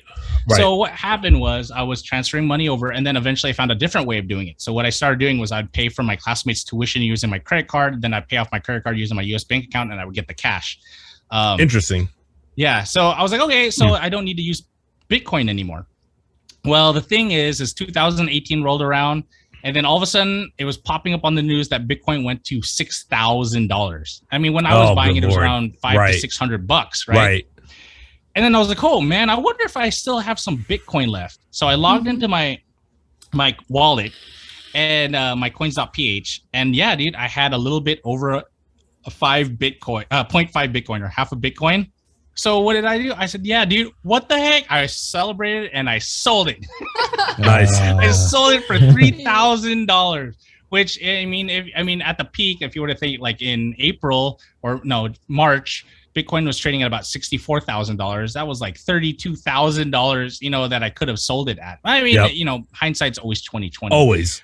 But it's like, and then when I looked at my history of my coins.ph account, there was a time when I had 7.4 Bitcoins in there. I was like, oh my gosh. Dude, I've been a sugar daddy. I'm 100% with you. I actually used to buy Bitcoins for $12 a whack from some guy in Portland. Like, you literally meet up with him from Craigslist. And we were using it to buy drugs from Silk Road and buy ebooks. And we were spending $12 of Bitcoin. I remember spending half a Bitcoin on a couple, like 1,000 bundle of fucking ebooks that I could have gotten probably for fucking nothing on a torrent site. Yeah. I mean, somebody I know, not me. It sucks, dude. It sucks. Like, if you think about it, you're like, dang it, man. You know, what was I thinking? But, you know, you never know. No. I have no regret about it. That's the thing, is I'm also a gambler. I'm a poker player and I'm a gambler. So, like, I don't look back at money lost in that regard, you know, and think that I lost money. I didn't lose money. You know what I mean? Like, I bought it for what it was worth, and then I sold it and got what I wanted. Exactly. I gained what? Economics. I don't know. $2,700, dude. So I was like, what did you spend that man. On? Buffets. I don't know. I forgot. I have to go back. I know. I told my girlfriend at that time. I was like, yo, I just made $2,700 on Bitcoin. Like, let's go to a buffet. Like, we went to a casino buffet, and man, that's a very expensive casino buffet, man. That's one thing I did with my profits from crypto is I took a Vegas trip, and it was amazing. I played in the World Series of Poker. It was really fun. Oh, dude, that's awesome, man. Oh, wow, so you're really like a gambler, like really into it. I love poker. I don't like gambling as much. I like poker. How did you learn how to play it? Because so obviously we live in Vegas, so I walk through the casinos, and I've always kind of wanted to know how to play. Have I bothered to learn? No, not at all. How about you, Joe? How did you get into poker? Yeah, how'd you learn? So I actually got introduced to poker, other than falling asleep to it or waking up to it at 2 a.m., you know, when I was a kid on TV. What happened is my roommate, he would be playing online, and I started slowly watching him. I had no interest in cards, gambling, poker, anything. But somehow it just hit a part of my brain that I just was like, this is really cool, you know? So I started watching poker, and eventually I started depositing my own money into an online poker account. And my roommate's actually the one who kind of got me started. I would give him money and he would transfer me funds, and I would play and I would win. And he was just staking me at the time. And I just kept getting more and more into it, started learning more and more about it, you know. Eventually started taking a very mathematical and analytical approach to my game. That's when I started getting quote unquote serious about poker. Do you think it's a very analytical game?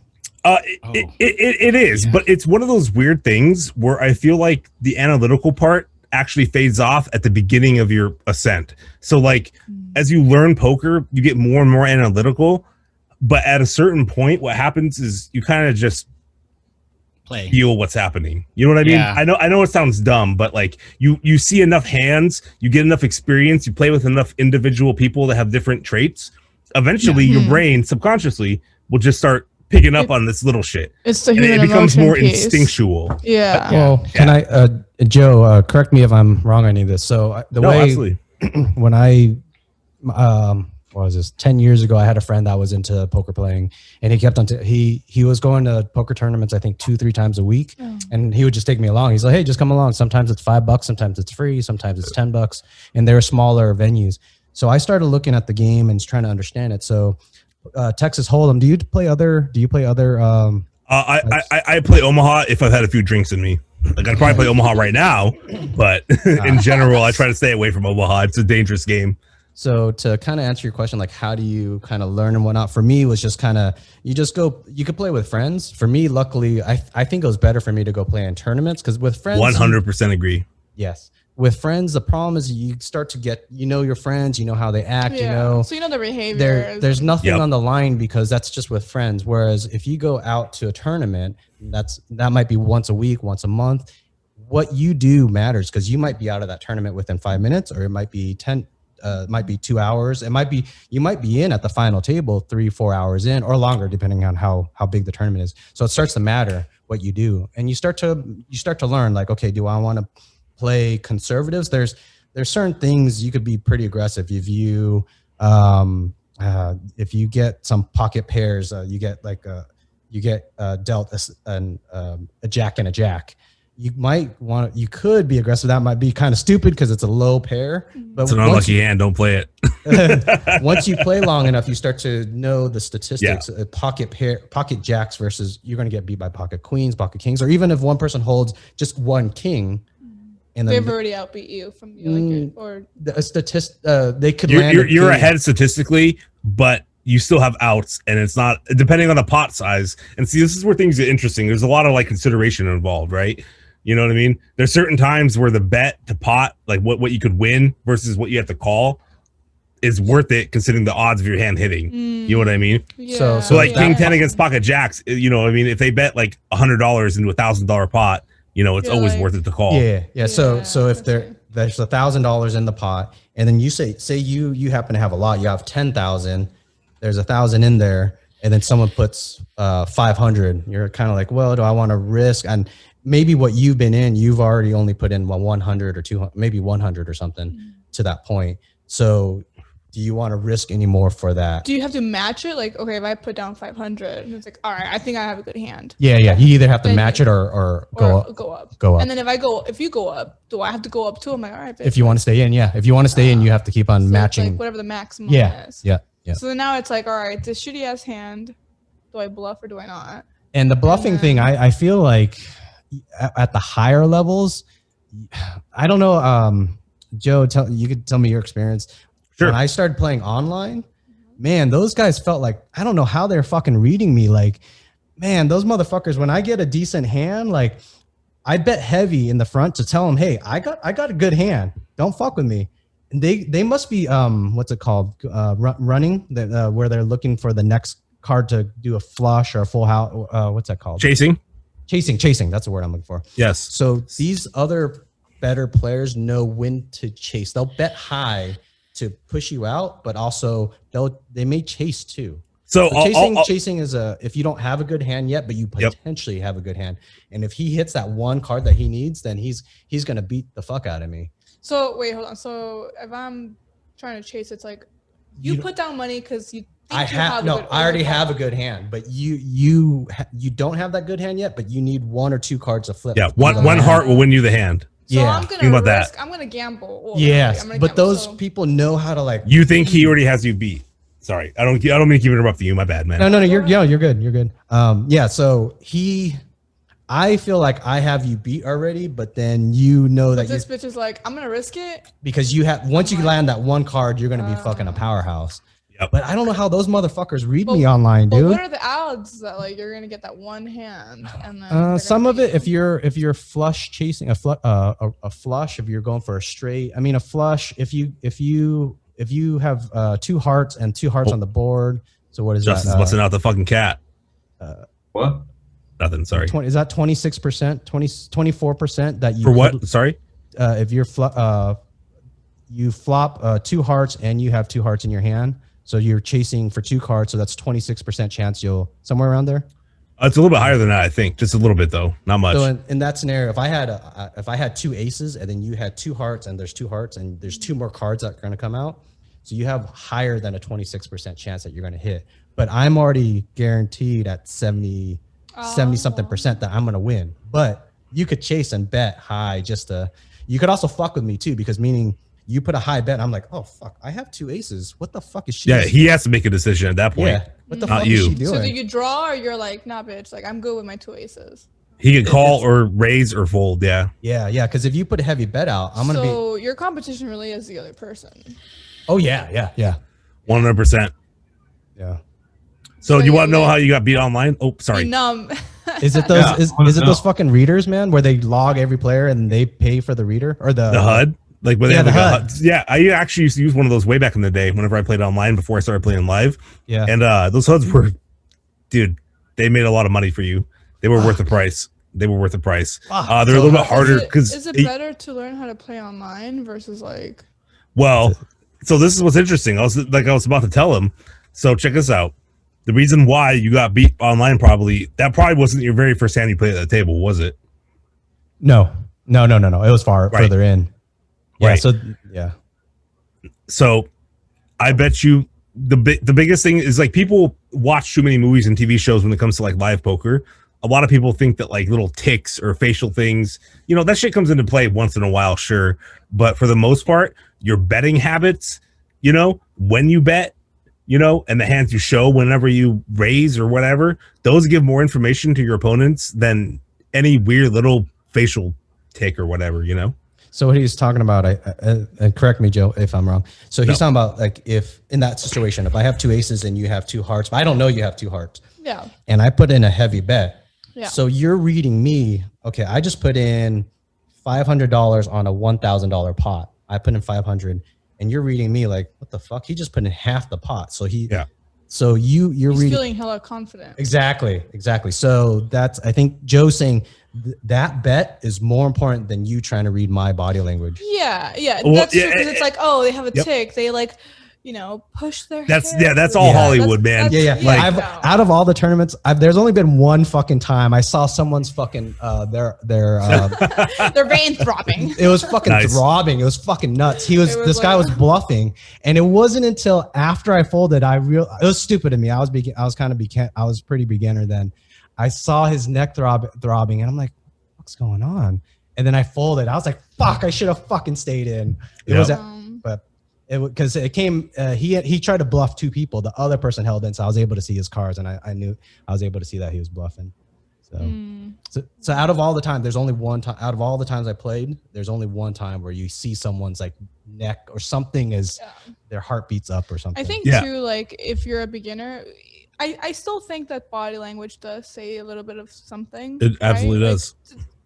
At least in the beginning. I think once you're a little bit more of a professional, you learn to control your emotions. So you could just be like, oh yeah, I have a really shitty hand and I'll probably lose this game, but I'm just looking at it like, it's around 5,000. Yeah, exactly. A lot of thing about live players is I used to deal live poker a lot, and the new people were really easy to read.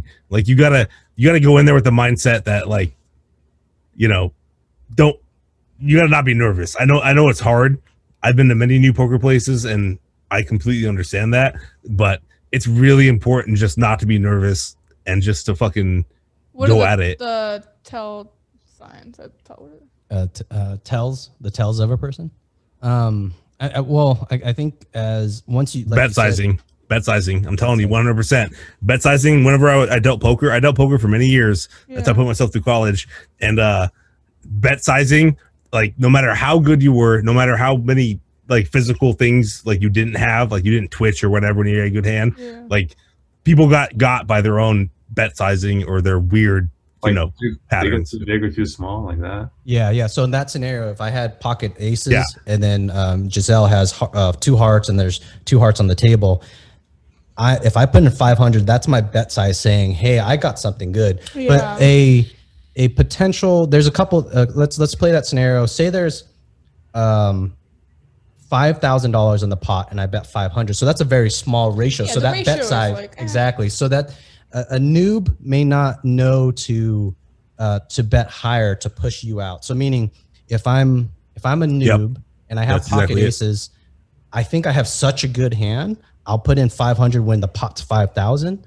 But I need to bet size up to tell you get the fuck out. Don't play. Yeah, like don't fuck with me. Like And a lot. That's what I think. What Joe's saying is a lot of noobs don't know how to bet size. Yes. So the issue is too, like if you have a shitty hand or a really good hand, if you have a really good hand, then you feel much more comfortable. You're like, all right, I could put as much money as I can because I know I'm gonna win your ass. So most likely. But then now the reverse psychology. If you know you have you have the nuts. The nuts is the best hand possible. Yeah. If you have the nuts, you want to lure them in. You want to fish that fucking shit. I've actually did it once, and I feel really bad about this because what do you do? Like I had like a full house, and then the way the cards dropped, I knew it was the highest full house, and there was no possible of royal flush. Yeah. So it was the nuts. It was the best cards. This older guy was between. There's 3 people, but the older guy had the most money. So I was like, I put in a little bit, I bet a little bit, and then he went over the top. And I waited like 2 minutes. I sat there.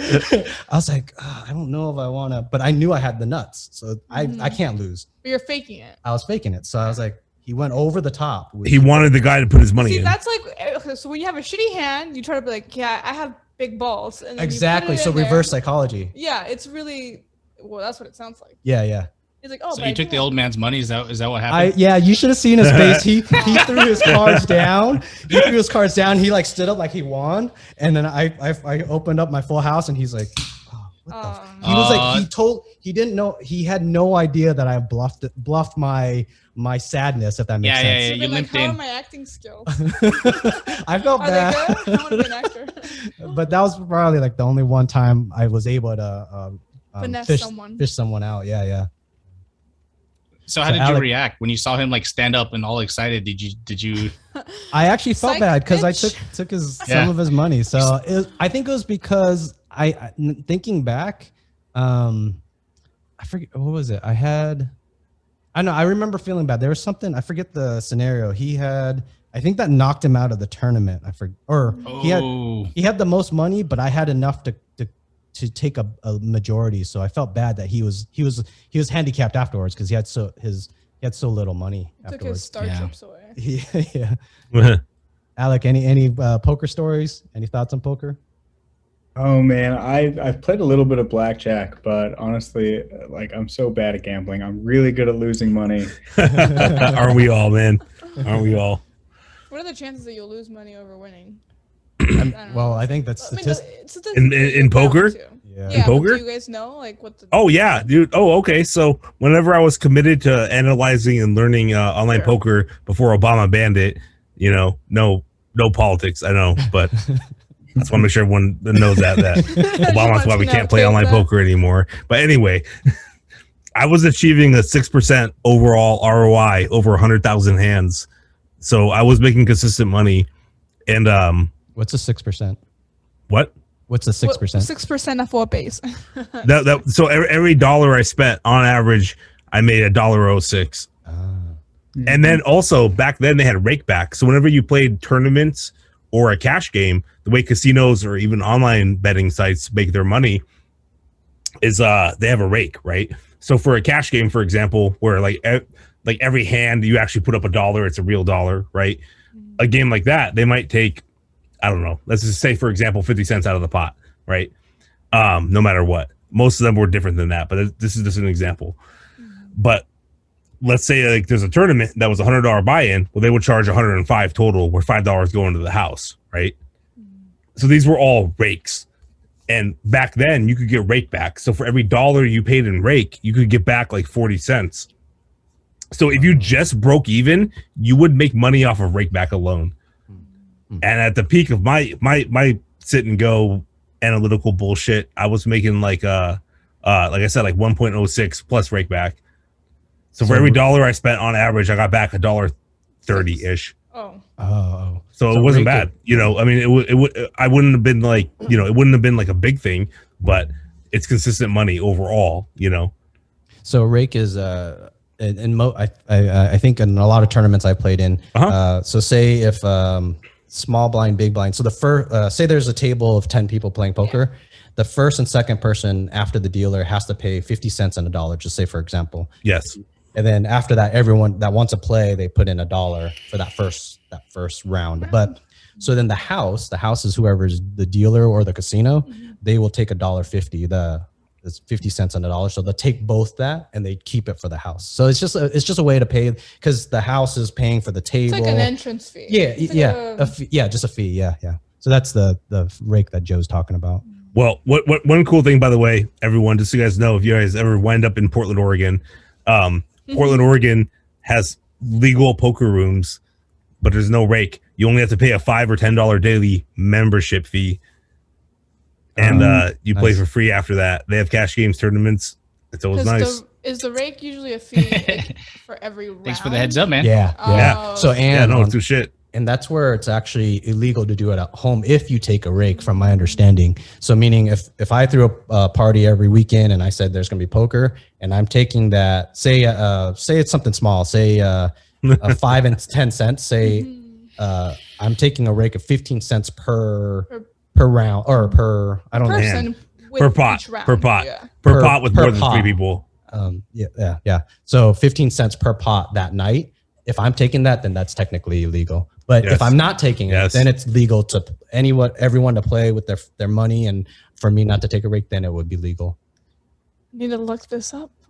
You're gonna start a poker house? Have you guys seen that movie? Like, it's about starting your own casino in-house. Is it the female? It's called In-House. Is it a female that was? It's with like that chick from Parks and Rec, Amy. Poehler. You know what I'm talking about? Amy Poehler, and yeah. Was she the one that was slated in that story, or she was slated to be in the Olympics, but then broke her back or something, and then? Oh, okay. This is a different story. No, okay. This is literally like they're in need for money, so they open up their own like casino and in-house, and it's a funny movie with Will Ferrell. So I recommend. Where's the poker scene nowadays? You're saying that you don't play now, but that's due to Obama? Who, me? Or kind of you, and where's the poker He's scene? like, I'm playing right now, actually. Hold on. I'm not sharing my screen. I'm not even kidding. On the weekends, I usually play with a group of local people on Zoom, and we play on PokerStars home games, which if any of you guys ever want to get down on, let me know. So wait, what's the point? I'm not joking. Like, you just play on Zoom, and we can play on PokerStars. It's really fun. Yeah. What do you guys ever end up on the same table? Who? Like if you guys are on Zoom, so are you sharing the screen, or are you sharing, because each person has their own PokerStars open, right, on their computer? Yeah. So you just share your screen so people can see your face and hear you talk shit. Oh, okay. You know? Do you guys try to get into the same table or the same tournament? Yeah, we're on the same tournament. We use PokerStars, and it lets you set up a home game, which is like a club game. Oh. And we use Venmo to transfer money back and forth. And it works great. Fucking Obama, dude. He came in, he stomped on my laptop and pissed on it. Metaphorically, of course. I saw you were making too much money. Like, yeah. No. He wasn't happy about that. Justin, that could have been Merrill Lynch's money. Any thoughts on poker or any other ideas? Anything on your mind? I played blackjack, but I've read there are no professional blackjack players. They just kind of upgraded poker because of the statistical. Like I've done pretty well at blackjack because I just see it as a big wheel. Yeah. It just turns. It's all about time, right? And I remember when I first started, I got a winning hand, and the dealer was like, "Oh, I got to take a break," and everyone at the table left like that. And you were like, "Bitch." And I was new. I'm like, "Oh, that's kind of weird." And they brought a new dealer and a new deck, and then I started losing hand after hand after that. I'm like, "Oh, that's what." You got traumatized after that. You're like, cannot be never right. again. That cannot be. I don't think so. So I learned that way. Yeah. So jumping back to Axie, because Nick wrote something. Nick wrote that Axie. Oh yeah, shit. Axie Infinity sounds like some sort of reverse pyramid. What the heck is reverse pyramid? That's what I was saying earlier. That's so funny. It's like the blue. That's I mean, okay. So it's interesting. Okay. Most people call it just a straight up pyramid or Ponzi scheme. Because, okay, I'm going to break down. The truth is that, okay, so money isn't being necessarily generated in the game. it's basically coming from other people. Like, for example, like me, like I decided to buy an Axie team basically a week ago. And, I ended up paying more for an Axie team than, say, Lem paid maybe like 2 months ago. So basically the more adoption, the more money that gets pumped into the economy, and that's where the money is coming from. So for example, let's say you buy a team of 3 for $1,500, then that breeder takes that $1,500 and then buy some AXS tokens, maybe buy some SLP, and then they breed more, right? And then that SLP, so what happens is the people that bought the Axies or are sculling those Axies out are playing in-game and earning the SLP that then the breeder is probably buying so that they can breed more. So people pay, say, a premium the longer you wait. And that's why I said, okay, some people might consider a Ponzi scheme, but that's kind of the way all markets work. Like, you know what I'm saying? Like, for example, with the stock market, the reason, or the US dollar. Yeah, it's essentially, I mean, everything, if you want to, is essentially a Ponzi scheme, but it has balanced economics.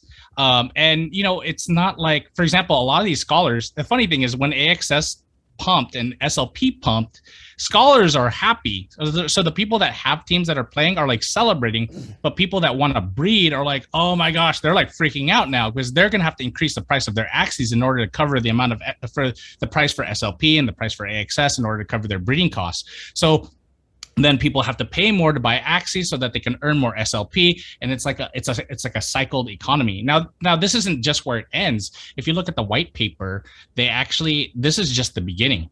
Like this is just like kind of like phase 1. You haven't even implemented land. So eventually you can people are buying land, and eventually what they want to have is almost like a Axie or Pokemon-ish metaverse. Wait, sorry. What's this crypto again?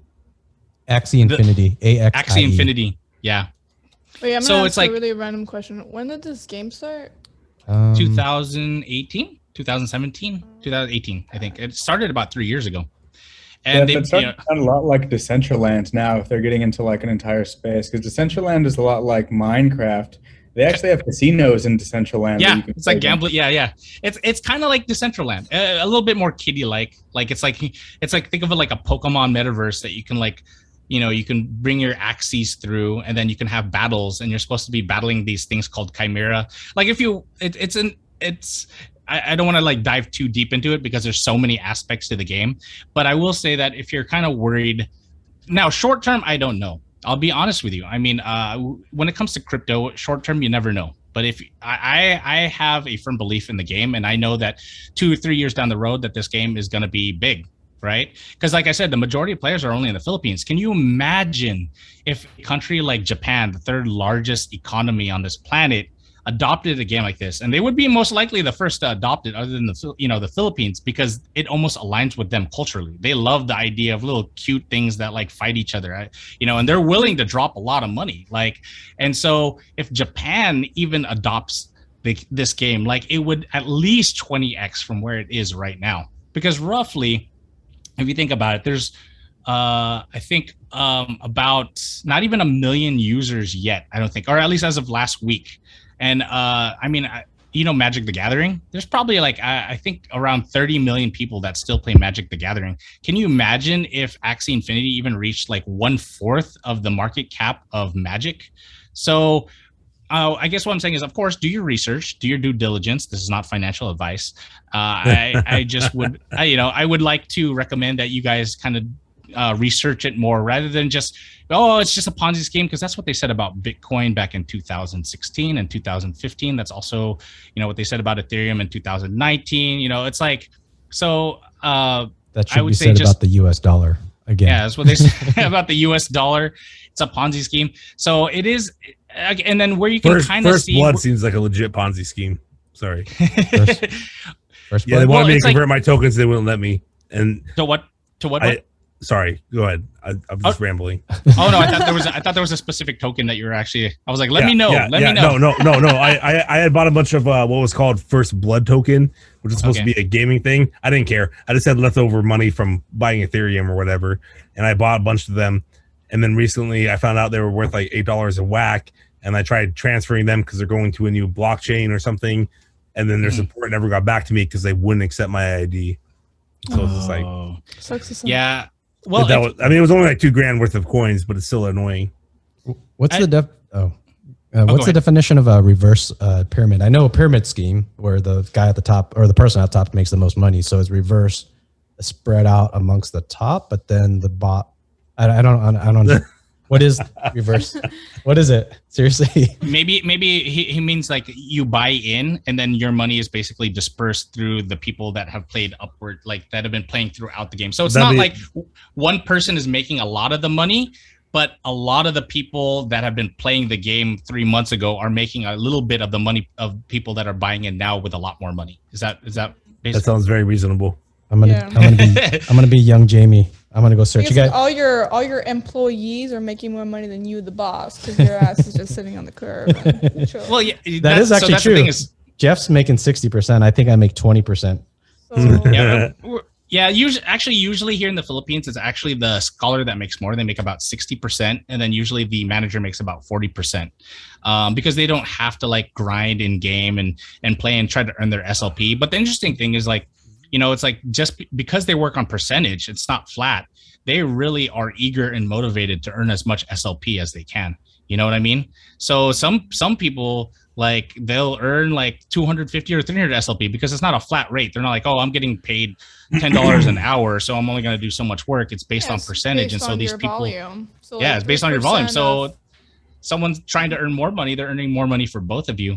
And what's the absolute growth, So not percent-wise. What I could find on Google, I think maybe he meant inverted pyramid business. So it's actually pretty good where the customers are at the top and the CEOs at the bottom. So actually, okay. I thought he was actually trying to insult this Axie thing. I was going to fight you, Nick. But he's not even here. I mean, like I said, do more research. I'm not here to shill this or anything like that, but it's just something that I've personally invested money in, and I know Liem has invested, and then my friend JC, and I can tell you firsthand, I know people are making money off of it, and I think there will be continued growth in the long term. I don't want to like spit out numbers and then everyone's like, okay, well, I'm going to go all in and drop 20 grand. No, that's not the way you should ever invest in anything anyways, right? So, but what I am telling you is that the game still has more potential in the future. It hasn't even reached its peak. Like the vision that Sky Mavis, the team that is in charge of Axie Infinity, is not going to end at just, two teams battling it out, but they want to create like almost like a decentralized land. You can own land, that you can navigate your Axies through these virtual territories.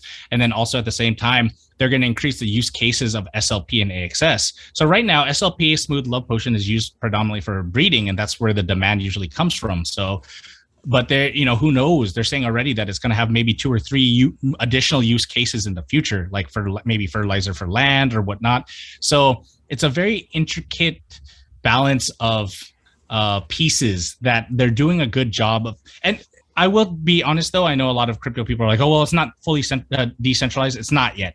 Their goal in the future is to make it decentralized. But at this time, it's centralized. What they want, they have two main tokens, AXS and SLP, and they want to turn basically AXS into a governance token. So people that own the majority of AXS, they can vote on where they think the game should go or whether these rules should be implemented. So in the future, they want it to be decentralized. At this point, though, I'll be honest, it's somewhat centralized, and I think it needs to be because they need to properly balance the economy. Because, for example, if they didn't implement rules like single account, single person, single account, then it could cause there'd be a mass production of SLP, and then there'd be no demand for it either. Right. So an interesting thing about crypto, about these things in cryptos, is actually it's minted by playing the game, and then it's burned when you breed them. So there's like an in-game burn function.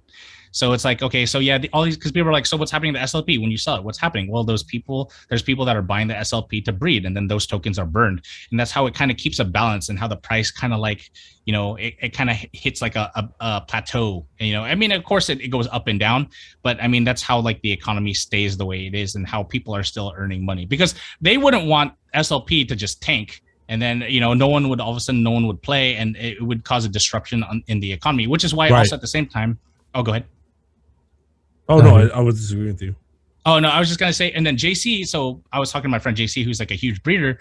It was like pumping the token, the AXS token, which is also required for breeding, went from like $18 to $30 to $45 to $50.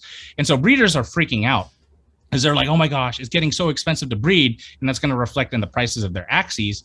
But at the same time, if it got too high because of traders or people investing in the game, they would have to modify like the requirements. Maybe they'll bring down the requirements from 4AXS back to 2AXS, because if the price of AXS gets ridiculous, then it's going to crash the entire economy of the game. So they kind of need a centralized organization at this point in order to kind of keep things balanced so that they keep the machine moving, if that makes sense. Yeah.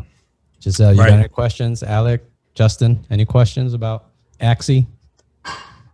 I'm gonna have to look not at all. Yeah, I mean, I wouldn't say ape in. I'll pass on I'm here to tell you guys, don't ape in.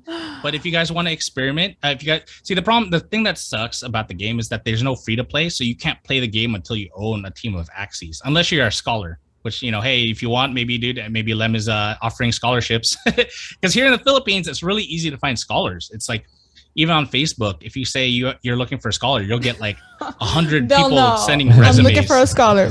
Yeah. people because they don't have to put money in, and they're just going to earn SLP and then inherent. Yeah, and then it's an investor. It's like, hey, commission me. And so like employ, like, some, like here in the Philippines, actually, sometimes if you post even something about Axie Infinity, people like flood your comment section saying, can I be your scholar? My name is blah, blah, blah. I have this internet. I have this phone and device that I'm willing to work on. I'm willing to grind 10 hours a day. I have multiple screens. I can fight bitches. I think we may need to change the Axie topic. We've beaten this one up pretty good. Okay. Well, just saying, just do your research and don't ape in. I wouldn't recommend aping in, but it's definitely something there you might be able to make a little bit of money on, Well, I think, or if you're interested. As an investor, you should understand like what you're getting yourself into. Absolutely. Yeah, you should. At least I think. I don't know. No, the reason why I pause on that, because I feel like I don't understand Axie enough for the amount of money that I've put in. But I don't know. I like the stocks that I do invest in are like the things that I know, because I'm a little that's good right now because I'm a little drunk, but and I sound like a dumbass, but you sound fine right now. Have some more. Have some more. Let's talk about NFTs, man. That shit's confusing. Nobody knows about that shit. Actually, that's what Axies are. Only Gandalf Axies knows that shit. NFTs. Oh, here we go. So non-fungible token is different as opposed to, like, for example, like a Bitcoin, where one Bitcoin is another Bitcoin. They're all the same. Like, all the Bitcoins are exactly the same. Right. Non-fungible tokens means that every single token is different from another. Right. They're unique. And it's interesting because, people love their NFTs. Like they love their CryptoPunks, and they love collecting things. They love their figurines. And I think it's something that's inherently built into human beings. Right? Joe, what specific question do you have on NFTs? Oh, go ahead. Okay, so other than the fun little examples we've had with random art, essentially, which is cool, I have no problem with that. What are some actual practical applications? And I'm not just talking about like theoretical. I'm talking about like why would it surpass anything we have now? I've been thinking about this, and I'm having a hard time figuring out how it's technically better than any other thing. And yeah, I'm just curious. So my point of view, so an Axie is an NFT, and then each of these Axies have different attributes, whether they're different cards associated with them, which means that you could essentially earn more SLP. Right. But I think if you're talking about NFTs in general, because I actually had this conversation with a friend who was like, dude, why are you wasting your money on collective, like NFTs, really? But I hate to say it, but we as humans, we love to collect things. I mean, if you watch Pawn Stars, if you look, people collect baseball cards, they collect comic books. And actually, I was reading this article where they said it's actually ingrained in human beings. Like, for example, here's the thing. So, like, for example, hunter-gatherers, right? So, like, people say that we like things like sports in order to get that dopamine fix that we normally would associate with, like, say, hunting down a specific... This is all theory, by the way. By hunting down, like, say, a pig. And then you get that dopamine release, like you're going after that pig, so that you can hunt it and then you can provide food. So you feel good hunting the pig, right? And it causes you, and then once you get the pig, there's a feeling of excitement, and then you can also feed, your family with this pig. So that's the hunter portion of it, right? Now hunter, and then there's also gatherer. There's something they theorize something innate to human beings that want us to gather and collect, and it makes us feel good. It makes us feel good to collect, because, you know, for example, like in the past, you would collect wheat or rice, and you would, in terms of natural selection, you would survive because of this collection of rice. You would, like, you know, you would hoard things.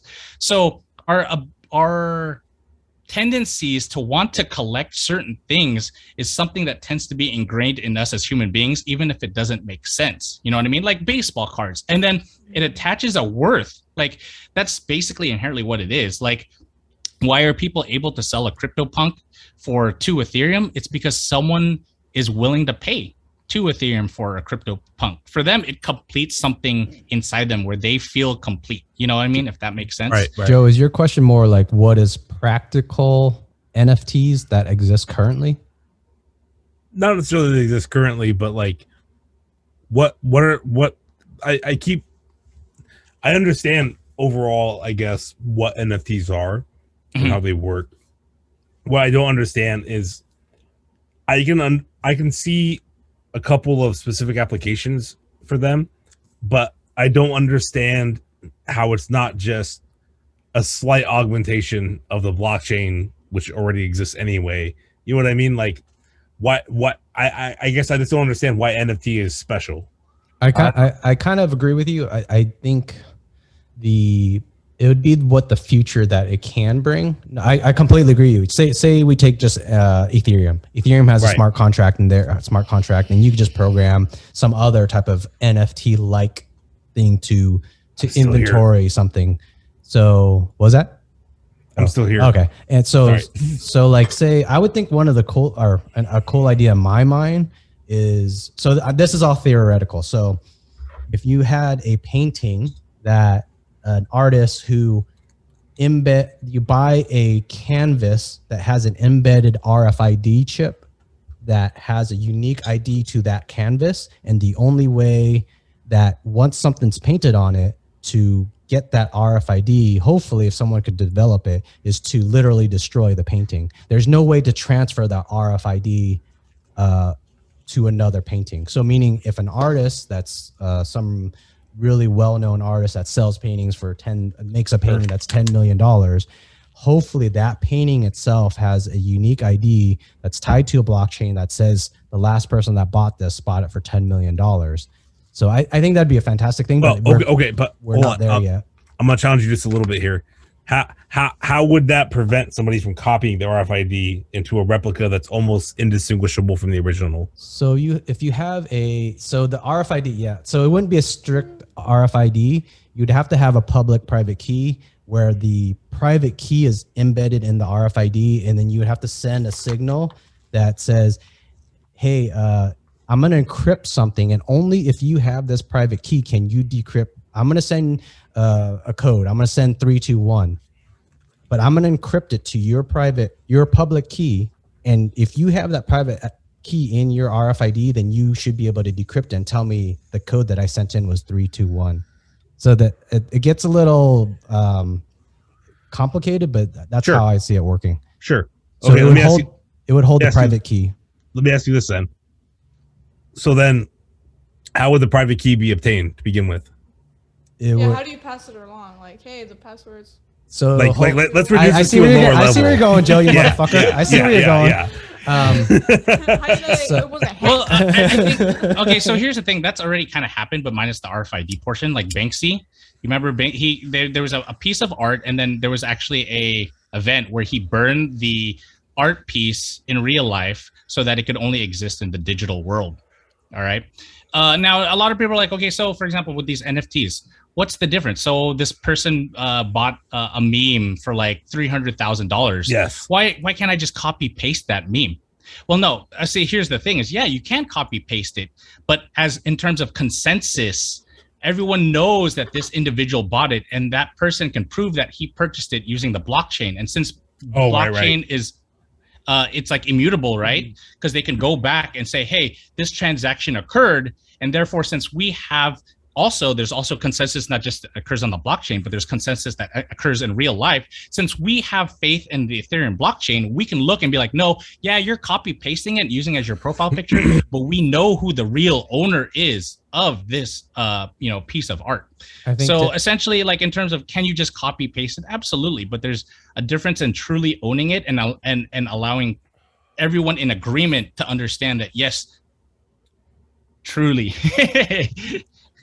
But I guess I just got paid more than the White Claw people paid him. You've been turning the label right towards the camera every time. I love noticed? It. Yeah, 100%, dude. I was dicking around. I didn't think anybody would notice. Did what I say make sense? Sorry, my bad. Yeah, I'm sorry. So to answer your question, Joe, the way I would design it is you just like open source cryptocurrency. I would open source a project that creates if you have a manufacturing plant, at that computer, it has an open source code that puts the private key onto that chip or that RFID. And now, granted, to what you're probably maybe alluding to, at that moment, that computer could be hacked, or maybe the employees got their hands on that computer. That will be something that we as humans, as we trust cryptocurrency, blockchain, and open source, the way the world is it's a paradigm shift on how this is going to happen. I think we will start 100%. We will find a way that people will trust this company, this one company that has this computer, that has this open source code, that prints this private key on that RFID chip. I don't even know if RFID chip would be the one, but whatever. We would trust it because we haven't seen any leaks at that time. Hopefully they've been running for 5 years. We haven't seen them leak anything. Now that does sound scary, but that's hopefully how it would evolve into that. Well, I think even just the trust in the blockchain itself. Okay, let's say hypothetically, all right, let's say let's someone who owns, let's say Mark Cuban, let's say he owns a building, right? And then he wants to sell it as an NFT. So someone buys that NFT. Even if there's no RFID chip, you can go out there, you buy the NFT, and you can say, and you can look, it's like actual proof on the blockchain that you were the one that purchased that NFT off Mark Cuban. And everyone knows that that NFT is associated with that building. Now, where it all goes crumbling down is when people lose faith in the blockchain itself and don't believe it and say, hey, look, on this blockchain transaction, it shows that you own the building, but I don't believe this blockchain transaction. So I think in reality, what gives an NFT its worth is the fact that we all kind of have an agreement on that, that transaction occurred and that this NFT is associated with this device. Like, although in the future, all right, because like Tesla, when it was like 300 before the stock split, and then all of a sudden, I mean, it's like it's humans that put value to it. Yeah. Really? So I think in the end, even if you eliminated the humans that would agree that, oh, okay, well, like for example, this art piece is associated with an NFT. Well, if they didn't agree with it, then it wouldn't really, it doesn't really matter. Even if you could prove with an RFID chip, it's like, oh yeah, well, you need people to agree on, and value. It's value, and that also that this NFT or this item is actually associated with this NFT. For example, like that Banksy thing where he burnt the piece of art because he only wanted it where they burnt the piece of art because they only wanted to be owned in the digital world because he didn't want anyone else to like own the piece of art and say, no, now I own it. You know what I mean? That was basically his way of saying that to legitimize like NFTs. But yeah, like in the end, if we as human beings just lose faith in whatever blockchain that we built the NFT on, then it really doesn't matter, because you'd be like, yeah, on the blockchain it says that, but I don't really care, Alec, Justin, you guys have any thoughts on NFTs? Yeah, I got a buddy. He's really into this app called Vive or Vivi, is how you pronounce it? Where it's based off NFTs, and they're called digital collectibles. So it's like augmented reality. Yep. And he's anticipating this will be huge because there'll be a whole virtual universe that this app will kind of like Ready Player One. It was all about that virtual world. He thinks this is the thing. This is the next big thing. He makes a couple $100 selling NFTs every so often, so he does that as well. But he's really into it. Okay, yeah. You know where it's at? I think there's gonna be some nice applications as far as like music industry and sports industry, and mean, they're already seeing some stuff with the NBA where they have that.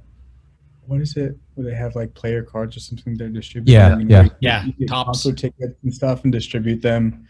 And there's a lot of different applications that haven't even been thought of, but are going to impact a lot of industries that aren't necessarily related to finance directly.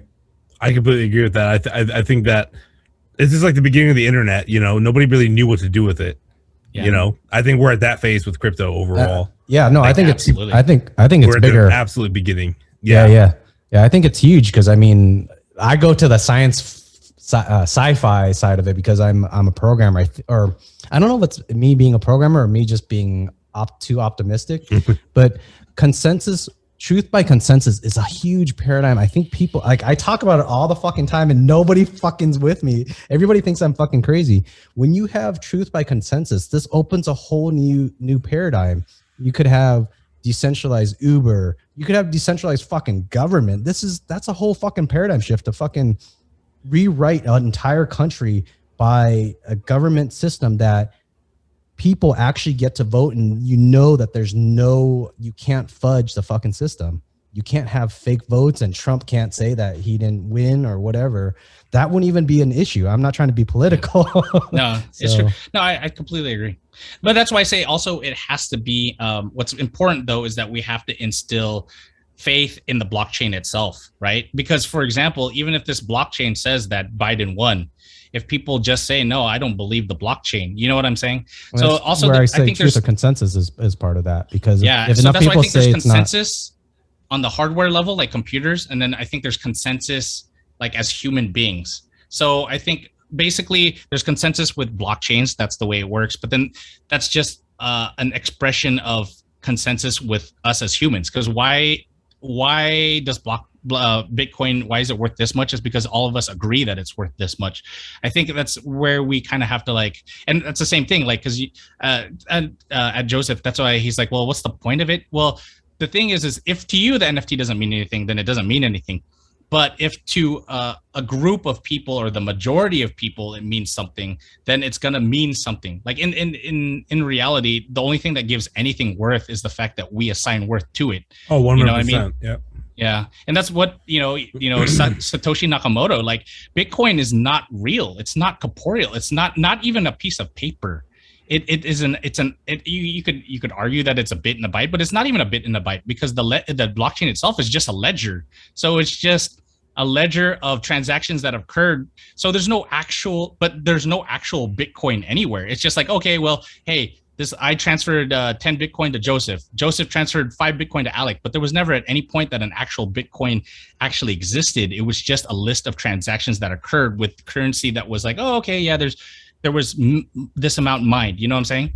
So it brings it to the next level that, like, in all reality, the only thing that gives anything worth is the fact that we all agree on it, Oh, yeah. Giselle, what do you think about NFTs? What? Have you heard of NFTs in the news or anything? Nope. I barely watch the news, to be honest. So Just NFTs are non-fungible tokens. So it's kind of like, what's an easy way to, just on the blockchain. A receipt. Okay. A receipt for an item that's on the blockchain. So say if maybe the Axie game, if you have a creature, it's kind of like a receipt that you own that creature. It's you're registered and and nobody could copy that and make more of it. And if they did copy it, you could go back to the blockchain or you can be like, no, it's actually according to the blockchain. It's mine, and I purchased that this time. The whole point of the blockchain is to like verify and like have the security. Yeah, correct. And the way the blockchain is it's done where, like, of course, like there's like a computational formula that basically connects all of the blocks together, so that even if you tried to modify one of the block in the chain, it would disrupt the entire formula, like the entire algorithm, going all the way to the end. Because if someone said, okay, well, no, this isn't, like, tries to modify the blockchain, it'll change the entire formula. Because it's almost like every block is part of one long formula, so that you can't modify any of the blocks in the chain. If someone did, even if you try to change it to where, okay, no, Liem doesn't own the Axies, I own the Axies, it would affect the algorithm going all the way to the most recent block that's being minted right now, if that makes sense. Yeah. Well, it does. So while you're drunk, can I ask you drunk questions? All All right, go What's the ahead. craziest story that you could think of while you're drunk? Your partying days back at Santa Barbara? It was a certain jump. A certain jump? I mean, it was a random jump of conversation. Yeah. That's what I'm. Talks with Lim Lee is actually tangents with Lim Lee. Yeah, it's basically a bunch of tangents and then threaded together. Yeah. But I'm curious too. It's What like, is the while most you're lit, can you tell me about the time that you craziest story at UC Santa Barbara? There's I got to be don't one know. night that sticks out in your mind, like you woke up with someone else's social security number card in your pocket or something like that. Just crazy night. Well, that kind of this is definitely not the craziest night, but the cops did come looking for me one time. Like, so this was like my 4th year. I was sleeping in my bed, and then my roommate comes in. And he's like, "Hey, the cops are outside." I'm like, "What?" And he's like, "Yeah, the cops are outside. They're looking for you." I'm like, "All right, okay." Go outside. There's 2 cops, girl and a guy, and they're like, "Oh, we have some questions for you." And I'm like, "Okay." So apparently, I don't know how the fuck this happened, but somebody made, so you know when you have like Uber Eats or Postmates, like you put in a request to get food and you put a card down. So I made an order for a fucking sandwich using someone's credit card that I stole.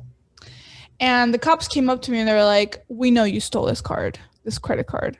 I'm like, "What?" It's like, "Yeah, you got it from Southwest Deli." I'm like, "Bitch, I never even fucking ate from Southwest Deli. Like, your ass is tripping." And so they were like, literally just, I don't know, on my ass. Like, "No, you stole it. We're gonna take you to jail for this fucking like spend that you used on somebody else's credit card."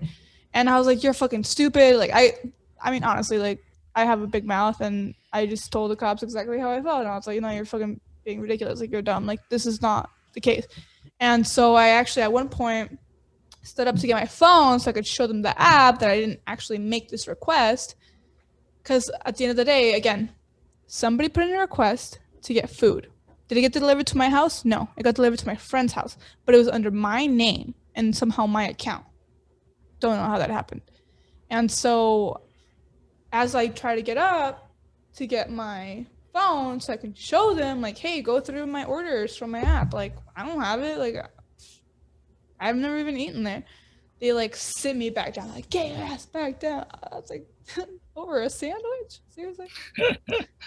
So they finally let me in. I come back and they like look through my history. They're like, "We don't see the card on hand. We don't," because you know when you file your card, like, I'm like, "Yeah, I'm really gonna steal someone's credit card, use it, put my name on it, track me down with the fucking address, and then delete it, and then it's so ridiculous." And so at the end of the day, they said, "Okay, we believe you." And I'm like, after probably 30-40 minutes of interrogating me. Was it a guy cop and a female cop? Yeah, it was a female cop that was like on my ass. Was there one nice cop and one bad cop, right? Yeah, Was she hot? The girl was, I don't remember. She was a bitch. Sorry, she wasn't.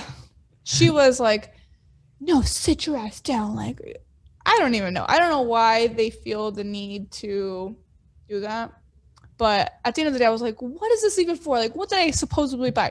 "You bought a sandwich from South Coast Deli." I'm like, are you fucking kidding me? Like, bitch, I'll pay you right now $10 for this fucking to go away. Like, this is ridiculous. I didn't do it.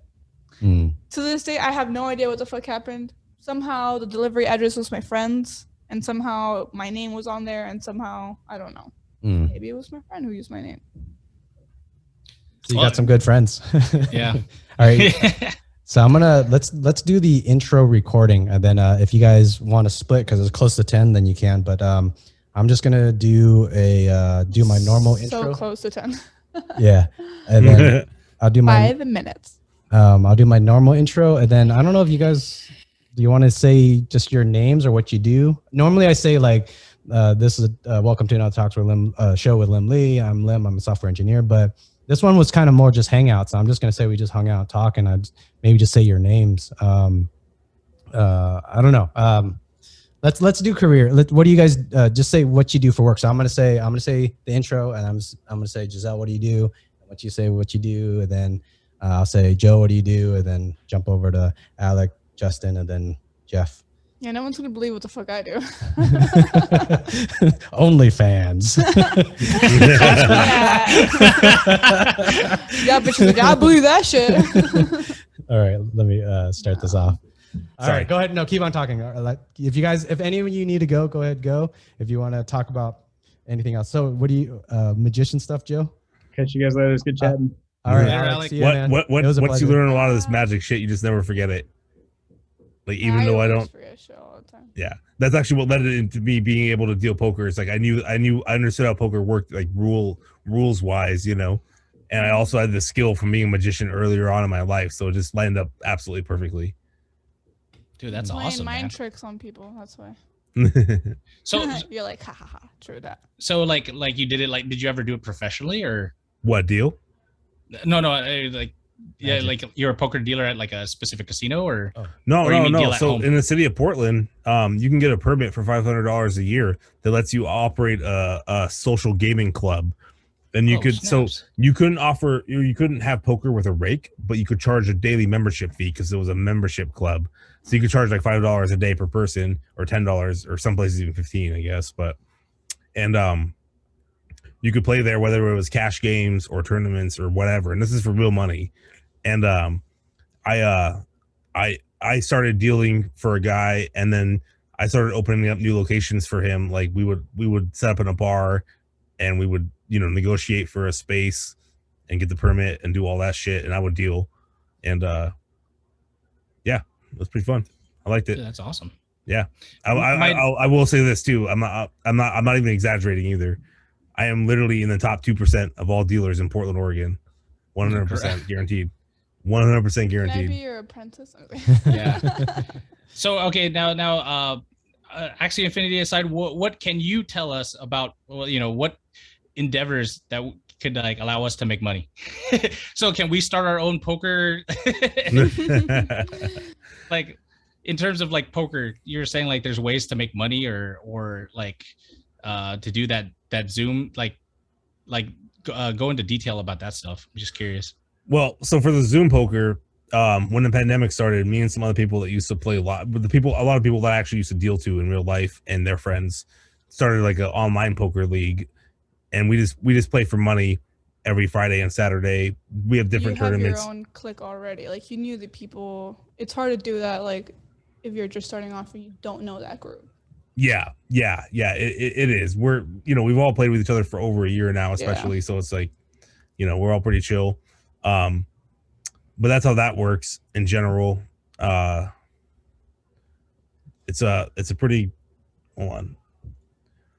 It's pretty easy to do. It really is to start your own poker game, especially if you can just use Poker Stars, for example. And as long as you don't live in Washington State, you can just join home games, which require play chips, but everything is handled offline, through like Venmo. Okay.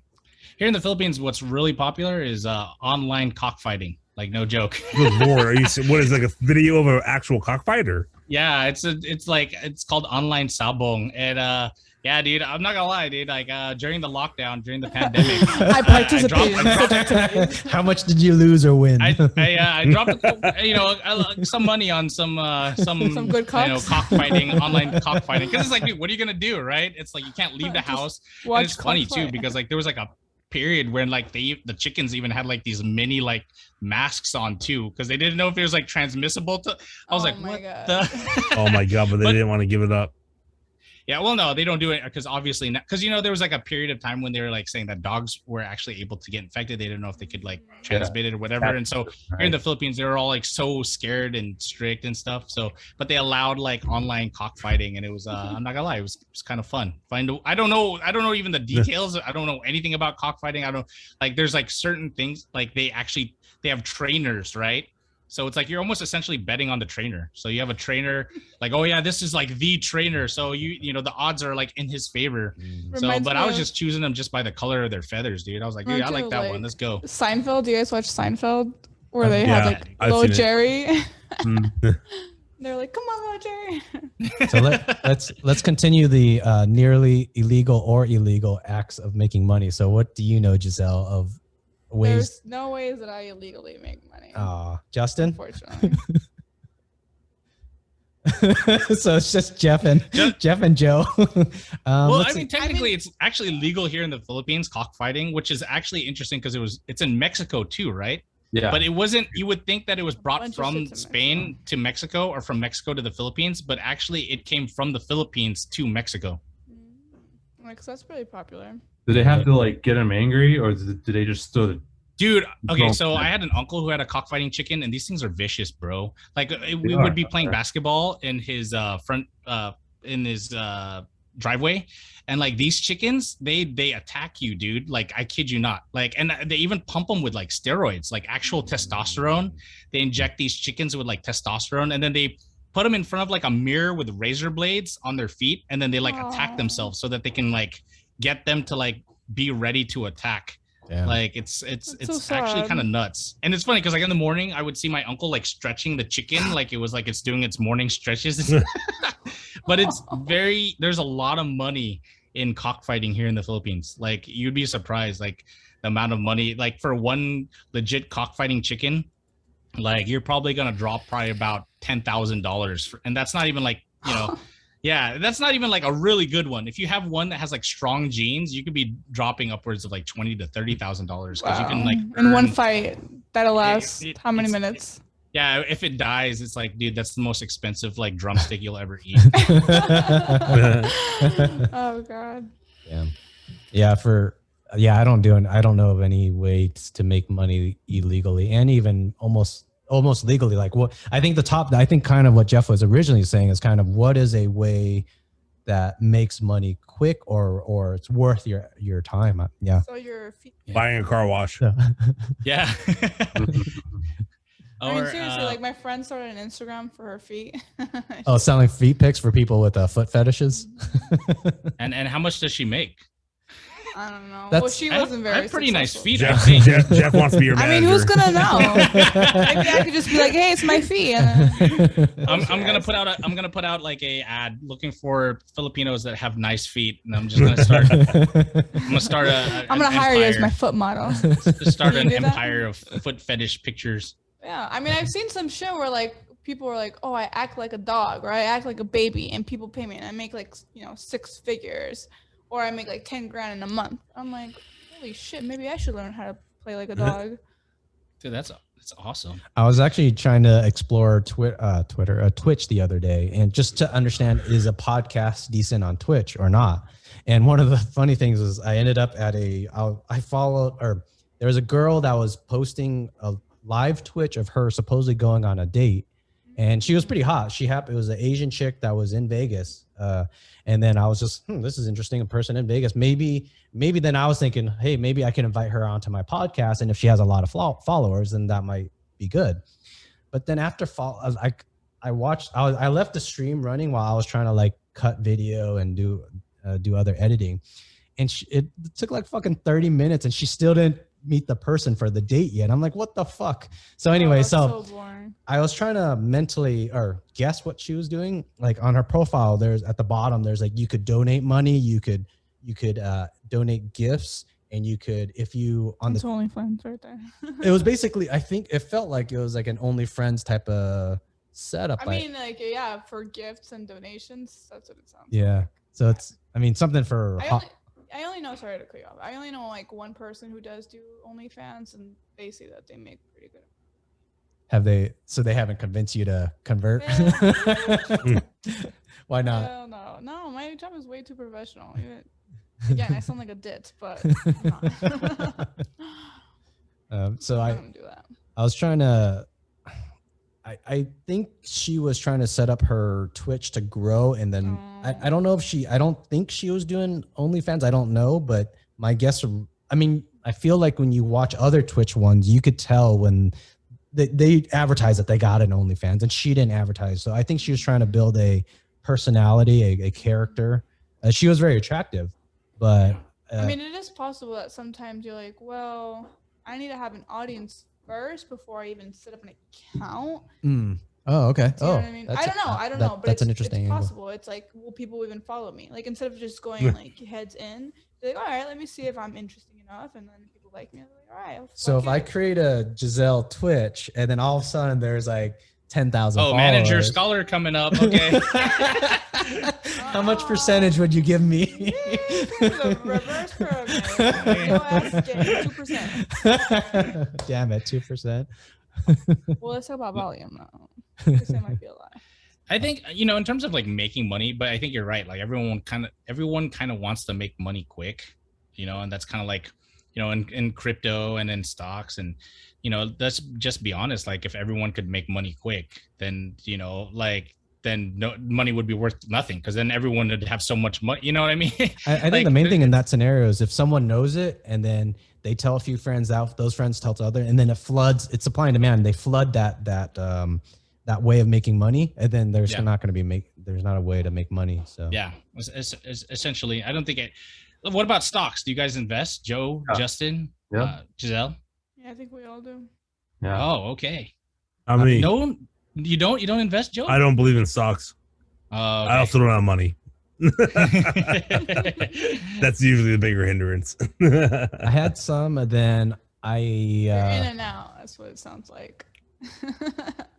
I had some, and then I thought I saw an opening with crypto where I took a lot of stocks out and then put it into crypto, which kind of, I mean, it's a funky thing because crypto grows so exponentially. It's like the rate is much higher than yeah. return for like a stock. Yeah. See, I only invest in stocks. I don't really know much about cryptocurrency. So the whole conversation. Oh, you should open your mind to crypto. Yeah. There's a lot of money to be made about it, definitely. A lot of money to be had in cryptocurrency for sure. Dude, this fool made me and my friends so much money. Yeah. Yeah, you know, you really did. Back like so, we never got to thank you properly, which will come. It was back when about many times when XRP was, I think, what was it? I think it was sub penny, right? It was you told me whenever it was 0.8 cents. I bought some the next day with Nick and Hunter. We bought it, and it was the next day it had already gone up to 1.5 cents. Wow. And that's whenever I bought it. And then I invested more whenever it was like 5 cents. And then that's whenever some other friends got a lot of my other friends didn't get in until it was like 10 cents. We got in at like 1.4, 1.6 or some shit. Yeah. And then I wound up using a lot of those proceeds, even when it was still going up. I sold a lot of them for other cryptos like Ethereum and other shit that you were recommending. And it just kept growing. That day that me and you were, I think, I don't remember if you were buying a big chunk that day. I don't know if you remember me telling you, I was like, fucking bank transfer, get to fucking, I think I was using Kraken at the time. So I had a bank transfer from a wire transfer. Right. And you bought at, I think 0.0 or 0.8 of a penny, I think it was. And I was trying to fucking buy, and that fucking day it jumped to like something like 13 or 17 cents or some shit. Yes. And motherfucker, that wire transfer happened right after that fucking spike. So I would actually have probably like 3 times more XRP if it wasn't for a fucking bank transfer. Motherfucker, I'm so fucking pissed. 3x more. Speaking of XRP, if you guys own any, I am foreseeing a possible pump in the near future. If that whole SEC, like that lawsuit, like I think in the end, I think they're gonna win, man. I think Ripple's gonna win that, and I think there's gonna be a subsequent pump with regards to XRP. Yeah, I mean, I don't have any XRP right now, but I definitely see that as something that could occur in the future. Like I said, right now, what I'm betting on right now is that. Yeah, exactly. EIP 1559. Like I said, I think that's going to be the next pump. So for Ethereum, that's coming August 4th, and then of course the Alonzo hard fork for Cardano, I think is going to be another subsequent pump as well. What assets do you own in your portfolio, Joe? Me? I don't own anything at the moment. Yeah, I need to start a new portfolio. Oh, okay. So I want to liquidate everything right now. What? Oh, okay. I know what I'm buying. Go ahead, Justin. You know what I'm investing in? What's up?